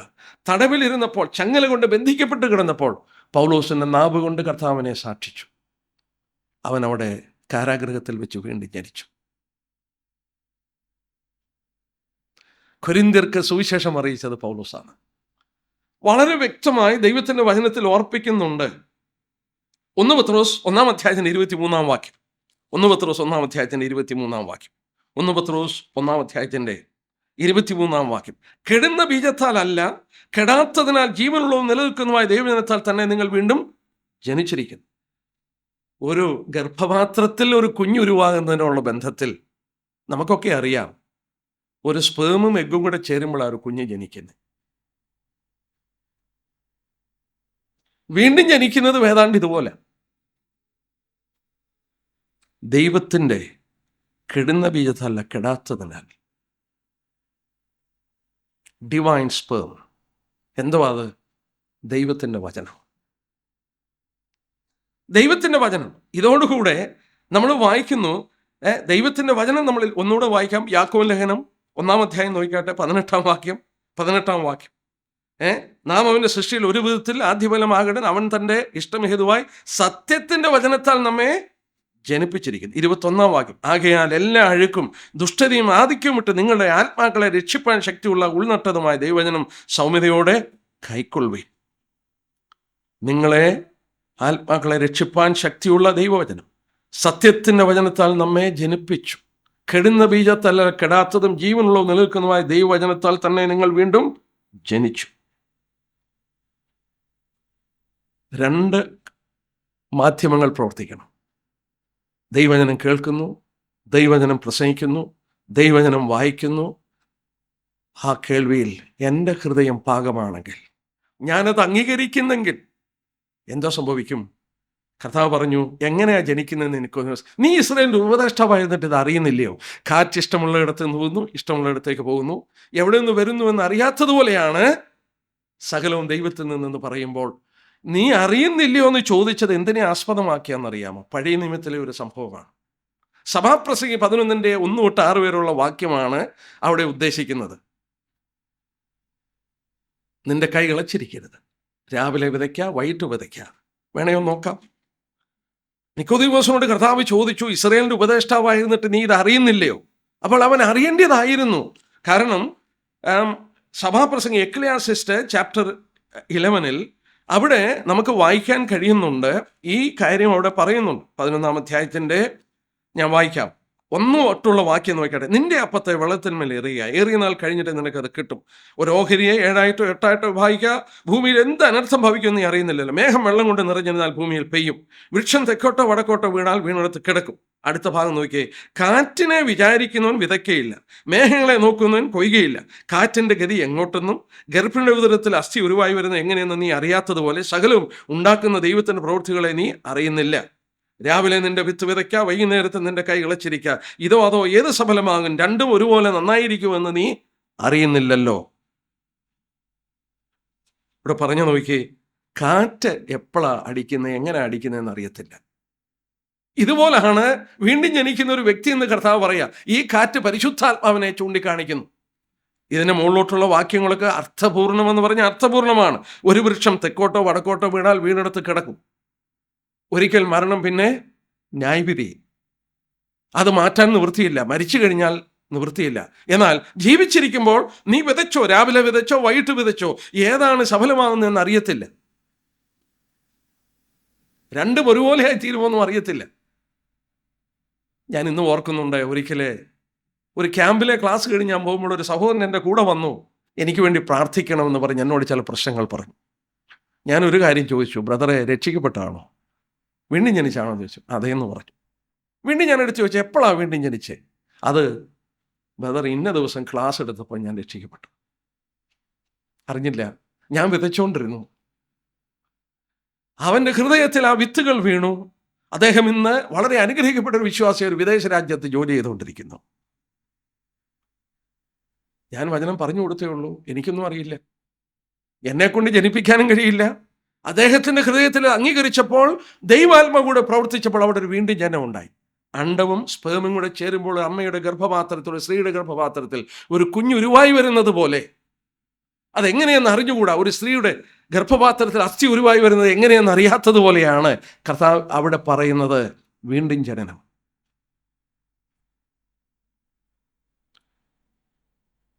പാകമായ ഹൃദയം വിനയപ്പെടുന്നെങ്കിൽ, കർത്താവേ ഞാനൊരു പാപിയാണ്, എന്നെ രക്ഷിക്കണം എന്ന് പറയുവാൻ ഹൃദയം പാകമാകുന്നെങ്കിൽ, ദൈവത്തിൻ്റെ വചനമാകുന്ന വിത്ത് പ്രവർത്തിക്കുമ്പോൾ, അവനെ കൈക്കൊണ്ട് അവൻ്റെ നാമത്തിൽ വിശ്വസിക്കുന്നവർക്ക് നിത്യജീവൻ ലഭിക്കുമെന്നുള്ള വചനം, അവൻ്റെ ഹൃദയത്തിൽ ആ വചനത്തിൻ്റെ ക്രിയ അത് പാകമാകുമ്പോൾ, പരിശുദ്ധാത്മാവൂടെ പ്രവർത്തിക്കുമ്പോൾ അവനൊരു വീണ്ടും കണ്ടാൽ സകലവും പുതുതാവും. വീണ്ടും ജനിച്ചൊരു ദൈവമകനെ സംബന്ധിച്ച് കൊരിന്ത്യർ ലേഖനത്തിൽ വളരെ വ്യക്തമായി വായിക്കുന്നുണ്ട്. വീണ്ടും ജനിച്ചാൽ അവന് കണ്ടാൽ സകലവും പുതുതായി മാറുകയാണ്. ഞാൻ കോളേജിലൊക്കെ പഠിക്കുമ്പോൾ ഓർത്തു, ഈ വീണ്ടും ജനം എന്നൊക്കെ ഉപദേശിമാർ പറയുന്ന ഒരു അലങ്കാര ഭാഷയായിരിക്കും. വീണ്ടും ജനിക്കുക, ഇതൊക്കെ എന്തുവാന്ന് നമുക്കൊന്നും അറിയത്തില്ല. പക്ഷെങ്കിൽ 1974 ദൈവസനിൽ മുട്ടുകുത്തി യേശുക്രിസ്തുവിന് എൻ്റെ ഹൃദയവും ജീവിതവും കൊടുത്തു കഴിഞ്ഞപ്പോൾ ഇന്നെന്ന പോലെ ഓർക്കുന്നുണ്ട് 22 വയസ്സുള്ള എൻ്റെ ജീവിതത്തിൽ വന്ന വ്യത്യാസം. ഒരു ബിസിനസ്സുകാരനാകാൻ വളരെ അംബീഷ്യസ്ലി പ്രവർത്തിച്ചും ആഗ്രഹിച്ചും കൊണ്ടിരുന്ന ഞാൻ, എൻ്റെ അംബീഷൻസ് മാറുന്നു. പാപത്തെ സ്നേഹിച്ചു കിടന്ന എനിക്ക് അതോടുള്ള ബന്ധത്തിൽ എൻ്റെ മനോഭാവം മാറുന്നു. എന്നിൽ ആകപ്പാടെ ഒരു വ്യത്യാസം. എൻ്റെ ഏറ്റവും അടുത്ത സ്നേഹിതർ പറഞ്ഞു, എനിക്ക് മാനസിക പ്രശ്നമുണ്ടായിരുന്നു. എന്നിൽ അത്ര വലിയ വ്യത്യാസമാണ്. ഈ വേദപുസ്തകം ഞാൻ വായിക്കാനും ധ്യാനിക്കാനും പഠിക്കാനും തുടങ്ങി. ദൈവനത്തുള്ള കൂട്ടായ്മയ്ക്ക് കടന്നു പോകാൻ തുടങ്ങി. എന്നിൽ ആകപ്പാടെ ഒരു വ്യത്യാസം. കണ്ടാൽ സകലവും പുതുതായി മാറി. എന്നെ കേൾക്കുന്ന പ്രിയപ്പെട്ടവരോട്, ഈ സ്വർഗം, ദൈവം ഒരുക്കുന്ന സ്വർഗം, പാപത്തിൻ്റെ കറകളേറ്റ നമ്മുടെ ജീവിതത്തിൽ ഒരു വീണ്ടും ജനന അനുഭവം ഉണ്ടാകുന്നില്ലെങ്കിൽ സഭ മാറണമെന്നല്ല, സ്നാനപ്പെടണമെന്നല്ല, ഇതൊന്നുമല്ല പ്രശ്നം. നിക്കോദീമോസിനോട് കർത്താവ് പറഞ്ഞത്, നീ വീണ്ടും ജനിച്ചില്ലെങ്കിൽ സ്വർഗരാജ്യം കാണത്തില്ല. അവിടെ വളരെ വ്യക്തമായി ദൈവവചനത്താലും പരിശുദ്ധാത്മാവിനാലും ഒരു വീണ്ടും ജനനം സംഭവിക്കണം. അതിനെക്കുറിച്ച് ഉറപ്പില്ലാത്തവർ ദൈവസന്നിൽ വിനയപ്പെട്ട് പ്രാർത്ഥിച്ച്, കർത്താവേ നിൻ്റെ ഒരു പൈതലാക്കി എന്നെ തീർക്കണം. അത് ഹൃദയത്തിൽ ദൈവാത്മാവ് ഹേമിക്കുമ്പോൾ ദൈവത്തോട് അത് പറയുന്നെങ്കിൽ നിങ്ങൾക്കൊരു വീണ്ടും ജനനം സംഭവിക്കും. എന്നാൽ ഭീരുക്കൾ, അവിശ്വാസികൾ, അറക്കപ്പെട്ടവർ, കൊലപാതകങ്ങൾ, അവരൊന്നും അവിടെ പ്രവേശിക്കില്ല. ഞാൻ പലപ്പോഴും എടുത്ത് ഓർപ്പിക്കാറുണ്ട്, അതോടെ പറഞ്ഞ് ഞാൻ നിർത്തുകയാണ്. ആ മനോഹരമായ പ്രതലത്തെക്കുറിച്ച് പറഞ്ഞപ്പോൾ, അവിടെ പ്രവേശിക്കാത്തവരുടെ ലിസ്റ്റ് പറഞ്ഞപ്പോൾ 8-ാം വാക്യം നോക്കി, 21-8. എന്നാൽ ഭീരുക്കൾ, അവിശ്വാസികൾ, അറക്കപ്പെട്ടവർ, കൊലപാതകൻ, ദുർനടപ്പുകാർ, ക്ഷുദ്രക്കാർ, ബിംബാരതി എന്നിവർക്കും പോഷ്ക് പറയുന്ന ഇവർക്കുള്ള ഓഹരി തീയും ഗന്ധവും കത്തുന്ന പോവുകയാണ്. അവർക്കവിടെ പ്രവേശനമില്ല. അവർക്കവിടെ പ്രവേശനമില്ല. നമ്മൾ ഓർക്കണം, ഈ മഹത്വപൂർണമായ ദൈവ തേജസ്സിൻ്റെ സന്നിധിയിൽ തൻ്റെ ജനം ആസ്വദിക്കുമ്പോൾ ഈ നഷ്ടപ്പെട്ട വ്യക്തികളെക്കുറിച്ച് പൗലോസ് രേഖപ്പെടുത്തിയ ഒരു വാക്യം 2 തെസ്സലോനിയർ 1-ാം അധ്യായം. ആ വാക്യം എൻ്റെ മനസ്സിൽ ഓടി വന്നു ഞാൻ ഇത് ധ്യാനിച്ചുകൊണ്ടിരുന്നപ്പോൾ. 2 തെസ്സലോനിയർ 1-ാം അധ്യായത്തിൻ്റെ 9-ാം വാക്യം നമുക്കൊന്ന് വായിക്കാം. 2 തെസ്സലോനിയർ 1-ാം അധ്യായത്തിൻ്റെ 9-ാം വാക്യം, 9-ഉം 10. ആ നാളിൽ തൻ്റെ വിശുദ്ധന്മാരിൽ മഹത്വപ്പെടേണ്ടതിന് ഞങ്ങളുടെ സാക്ഷ്യം നിങ്ങൾ വിശ്വസിച്ചതുപോലെ വിശ്വസിച്ച എല്ലാവരിലും താൻ അതിശയവിഷയമാകേണ്ടതിന് വരുമ്പോൾ, അടുത്ത ഭാഗം, സുവിശേഷം അനുസരിക്കാത്തവർ കർത്താവിൻ്റെ സന്നിധാനവും അവൻ്റെ വല്ലഭത്വത്തോടിയ മഹത്വവും വിട്ടകന്ന് നിത്യനാശമെന്ന ശിക്ഷാവിധി അനുഭവിക്കും. ആ വാക്യം കണ്ടോ? അവിടെ എന്താ പറഞ്ഞത്? സുവിശേഷം അനുസരിക്കാത്തവർ കർത്താവിൻ്റെ സന്നിധാനവും അവൻ്റെ വല്ലഭത്വത്തോടിയ മഹത്വവും വിട്ടകന്ന് നിത്യനാശ എന്ന ശിക്ഷാവിധി അനുഭവിക്കും. അവൻ്റെ മഹത്വം വിട്ട് നിത്യശിക്ഷാവിധി കടന്നു പോകും ഒരു കൂട്ടം. മറ്റുള്ളവരോ അവൻ്റെ മഹത്വത്തിൻ്റെ തേജസ്സിൽ അവരെ ആസ്വദിക്കും. ശപിക്കപ്പെട്ടവരെ എന്നെ വിട്ടു പോകുകയും അവരെ പുറത്തുള്ള ഇരുട്ടിലേക്ക് തള്ളിക്കളയും. ആ കൂട്ടത്തിൽ ആദ്യം പറഞ്ഞു ഭീരുക്കൾ. ആ ലിസ്റ്റിൽ ആദ്യത്തെ പേര് ഭീരുക്കൾ. ആരാണ് ഈ ഭീരുക്കൾ? ഭയമുള്ളവർ. അതിനാ ഭയമുള്ളവർ ഇങ്ങനെ നരകത്തിൽ പോകുന്നതിൻ്റെ പട്ടികയിൽ ആദ്യം പറഞ്ഞത്? സദൃശവാക്യം 29 25 വാക്യം നിങ്ങൾ വായിച്ചാൽ എന്തുകൊണ്ട് അങ്ങനെ പറഞ്ഞിരിക്കുന്നതെന്ന് മനസ്സിലാവും. സദൃശവാക്യം 29 അധ്യായത്തിൻ്റെ 25 വാക്യം. മനുഷ്യ ഭയം ഒരു കണിയാണ്. മനുഷ്യഭയം ഒരു കണിയാണ്. എന്നാൽ അടുത്തായിട്ട് പറഞ്ഞ എന്നാ? യഹോവയിൽ ആശ്രയിക്കുന്നവനോ രക്ഷ പ്രാപിക്കും. Fear of man is a snare. ഭീരുക്കൾ 14 അധ്യായം നോക്കിക്കാട്ടെ. 14 അധ്യായത്തിൻ്റെ 27 വാക്യം. 14 27 വാക്യം. യഹോഭക്തി ജീവന്റെ ഉറവാണ്. The fear of God. The fear of God. യഹോഭക്തി എന്നുള്ളത് ഇംഗ്ലീഷിൽ ദ ഫിയർ ഓഫ് ഗോഡ് എന്നാണ്. The fear of God. Fear of man and fear of God.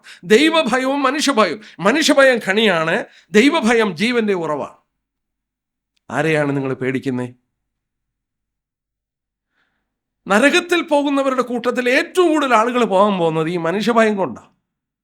അയ്യോ, മരിച്ചു കഴിഞ്ഞാൽ പിന്നെ എവിടെ കുഴിച്ചിടും? അയ്യോ, വീട്ടുകാരെന്നോ പറയും, നാട്ടുകാരെന്നോ പറയും. ഈ കർത്താവിൻ്റെ അടുക്കൽ വരാൻ ഭയമാണ്. എൻ്റെ പിള്ളേരുടെ കല്യാണം എങ്ങനെ നടക്കും? മരിച്ചാൽ പിന്നെ എവിടെ കുഴിച്ചിടും? ഇതൊരു കെണിയാണ്. ദൈവഭയം ജീവന്റെ ഉറവാണ്. ഞാനിവിടെ നിർത്തുകയാണ്. ഒരു കൂട്ടര് ആ മഹത്വത്തിലിരിക്കുമ്പോൾ, അവൻ്റെ മഹത്വത്തിൻ്റെ വല്ലഭത്വം ആസ്വദിച്ചു കൊണ്ടിരിക്കുമ്പോൾ, ആ തേജസ്സിൽ അവർ ആസ്വദിച്ചു കൊണ്ടിരിക്കുമ്പോൾ, മറുഭാഗം അവൻ്റെ സന്നിധാനം വല്ലഭത്വം വിട്ട് നിത്യനാശം എന്ന ശിക്ഷാവിധിയിലേക്ക് മാറ്റപ്പെടും. അങ്ങനെ ഈ പഠനം കേട്ട ആർക്കും സംഭവിക്കാതിരിപ്പാൻ ഈ ക്രിസ്തുവിനെ ഹൃദയത്തിലായി കൈക്കൊണ്ട് നമ്മൾ പാടിയതുപോലെ ഭക്തന്മാരുടെ ആ നിത്യഭവനമായ പുത്തനെരുശലേമിൽ ദൈവത്തോടുകൂടെ ഒന്നിച്ചു വസിച്ച് മഹത്വപൂർണമായ ആ വീണ്ടെടുപ്പിൻ്റെ ദിവസങ്ങൾ ആസ്വദിപ്പാൻ നാം അതിനുവേണ്ടി കാത്തിരിക്കുന്ന പ്രത്യാശയുള്ളവരായി തീരുവാൻ ദൈവം ഇടയാക്കട്ടെ. അവൻ്റെ വലിയ നാമം മഹത്വപ്പെടുമാറാകട്ടെ. പ്രാർത്ഥിച്ച് അവസാനിപ്പിക്കാം. എല്ലാവരും ഒന്ന് എഴുന്നേറ്റ് നിന്ന് പ്രാർത്ഥിക്കാം. വളരെ നന്ദിയുള്ള ഹൃദയത്തോടെ കർത്താവിനെ നമുക്ക് സ്തുതിക്കാം. ഇത്ര വലിയ പ്രത്യാശയും ഇത്ര അനുഗ്രഹിക്കപ്പെട്ടൊരു ഭാവിയും നമുക്ക് വേണ്ടി കരുതിയ ദൈവത്തെ നമുക്ക് സ്നേഹിക്കുകയും ഒരു പുതിയ സമർപ്പണം ഇതുള്ള ബന്ധത്തിൽ നമ്മളെ തന്നെ ദൈവകരങ്ങളിൽ കൊടുത്ത് നമ്മളെ സമർപ്പിക്കാം. എന്നാൽ ഞങ്ങളെ കേൾക്കുന്ന ആരെങ്കിലും അവിടെ കടന്നു ചെല്ലുമെന്നുള്ള വിഷയത്തോടുള്ള ബന്ധത്തിൽ സംശയമുണ്ടെങ്കിൽ, ഉറപ്പില്ല എങ്കിൽ, ഞാൻ വീണ്ടും ജനിച്ചിട്ടുണ്ടോ എന്ന് സംശയമുണ്ടെങ്കിൽ, നിങ്ങൾ നിൽക്കുന്ന നിൽപ്പിൽ ലളിതമായ ഒരു പ്രാർത്ഥന കർത്താവിനോട് പ്രാർത്ഥിക്കുക. അവനാകെ ആവശ്യപ്പെടുന്നത് നിങ്ങൾ പാപിയാണെന്ന് സമ്മതിക്കണം. കർത്താവേ, ഞാനൊരു പാപിയാണ്, എൻ്റെ പാപം എന്നോട് ക്ഷമിക്കണം. നിൻ്റെ പുത്രനെ ക്രൂശിൽ തകർത്തത് എൻ്റെ പാപത്തിൻ്റെ പരിഹാരത്തിനാണ്. ഞാൻ ഇന്ന് രാത്രിയിൽ അത് അംഗീകരിക്കുന്നു. എൻ്റെ ജീവിതത്തിലേക്ക് കടന്നു വന്ന് എന്നെ ഒരു പുതിയ സൃഷ്ടിയാക്കണം. നമ്മുടെ കർത്താവ് പറഞ്ഞ വാക്ക് നമ്മൾ ഓർത്തു. വീണ്ടും ജനിച്ചില്ലെങ്കിൽ ആരും സ്വർഗരാജ്യം കാണില്ല. നിങ്ങളാരുമായിക്കൊള്ളട്ടെ, നിങ്ങളൊന്നും പ്രവർത്തിക്കേണ്ട. നിങ്ങളുടെ ഹൃദയത്തിൽ അവനെ കൈക്കൊള്ളുവാൻ മനസ്സുണ്ടെങ്കിൽ ദൈവത്തിൻ്റെ വചനവും ദൈവത്തിൻ്റെ ആത്മാവും നിങ്ങൾ ക്രിയ നടത്തി നിങ്ങൾക്കൊരു പുതിയ ജന്മം നൽകി ആ സ്വർഗത്തിന് നിങ്ങളെ അവകാശികളാക്കും. ഇന്ന് രാത്രിയിൽ അനുഭവമില്ലാതെ നിങ്ങൾ കിടന്നുറങ്ങരുത്. എന്നാൽ രക്ഷിക്കപ്പെട്ട ഈ ഉറപ്പുള്ള ദൈവമക്കള് ഇത്ര നന്മകൾ തന്ന നമ്മളോട് നമ്മൾ എത്ര നന്ദിയുള്ളവരായി ജീവിക്കണം. ഈ ജീവിതം മുഴുവൻ ആ പാപത്തിൽ അർപ്പിച്ചാലും അവൻ ചെയ്ത നന്മയ്ക്ക് പ്രത്യുപകാരമാകില്ല. എങ്കിലും നമ്മുടെ സ്നേഹം നമ്മുടെ ജീവിതത്തിലൂടെ അവനെ തെളിയിച്ചു കൊടുക്കാം. നമുക്ക് പ്രാർത്ഥിക്കാം. സ്വർഗീയ പിതാവേ, ഇന്ന് രാത്രി ഞങ്ങൾ അവിടുത്തെ സ്തുതിക്കുന്നു. മരണവും മരണാനന്തര ജീവിതത്തെക്കുറിച്ച് ഞങ്ങൾ ഓർക്കുകയായിരുന്നു. വിശുദ്ധന്മാരുടെ മരണം എത്ര അനുഗ്രഹിക്കപ്പെട്ടതാണ്. ഞങ്ങൾക്ക് ദുഃഖിപ്പാൻ ഒന്നുമില്ല. ഞങ്ങൾ വിട്ടുപിരിഞ്ഞാൽ കർത്താവിൻ്റെ സന്നിധിയിലാണ്. പിതാവെ, ഞങ്ങൾ ഓർത്തുകൊണ്ടിരുന്ന പോലെ ആ അനുഗ്രഹിക്കപ്പെട്ട സ്ഥലത്തിലേക്ക് ഞങ്ങളെ അവിടുന്ന് ചേർക്കും. അതോർത്ത് നന്ദിയോടെ സ്തോത്രം. ഞങ്ങളുടെ പ്രത്യാശ എത്രയോ വലുതാണ് കർത്താവെ. ഞങ്ങൾക്ക് വേണ്ടി ഒരുക്കുന്ന ആ വലിയ സ്ഥലത്തെക്കുറിച്ച്, നിന്റെ തേജസ് നിറഞ്ഞു നിൽക്കുന്ന സ്ഥലത്തെക്കുറിച്ച്, നിന്നിൽ മാത്രം ജീവിതം അത് കേന്ദ്രീകരിച്ചിരിക്കുന്ന ആ ജീവിതത്തെക്കുറിച്ച് ഞങ്ങളെ മനസ്സിലാക്കി തന്നതോർത്ത് നന്ദിയോടെ സ്തോത്രം. കുറവുള്ളവരും ബലഹീനരും ഒക്കെയാണ് ഞങ്ങളായിരിക്കുന്നത് ദൈവകൃപ കൊണ്ട് മാത്രമാണ്. ഞങ്ങളങ്ങയെ സ്തുതിക്കുന്നു കർത്താവെ. ഞങ്ങൾ അവിടുത്തേക്ക് എല്ലാ മഹത്വം കരയറ്റും. ഞങ്ങളുടെ ജീവിതത്തെ ഒരിക്കൽ കൂടെ ആ കരത്തിൽ തരുന്നു. അങ്ങ് ആഗ്രഹിക്കുന്ന പോലെ ഞങ്ങളുടെ ജീവിതമായി തീരുവാൻ ഞങ്ങളെ അനുവദിക്കണം. ഇന്ന് രാത്രി ഞങ്ങളെ സഹായിച്ചു, സ്തോത്രം. അങ്ങ് ഞങ്ങൾക്ക് തന്ന അനുഗ്രഹത്തിനായി സ്തോത്രം. ഞങ്ങളെ വളരെ ക്ഷേമത്തോടെ ഞങ്ങളുടെ ഭവനത്തിൽ എത്തിക്കണം. എല്ലാ മഹത്വവും എടുക്കണം. കടന്നു വന്ന ഓരോരുത്തരെ അനുഗ്രഹിക്കണം. ആരും നഷ്ടപ്പെട്ടു പോവാതെ എല്ലാവരും ഈ കർത്താവിൻ്റെ രാജ്യത്തിൽ കാണപ്പെടുവാനിടയാക്കണം. മഹത്വം അങ്ങേക്കിരിക്കട്ടെ.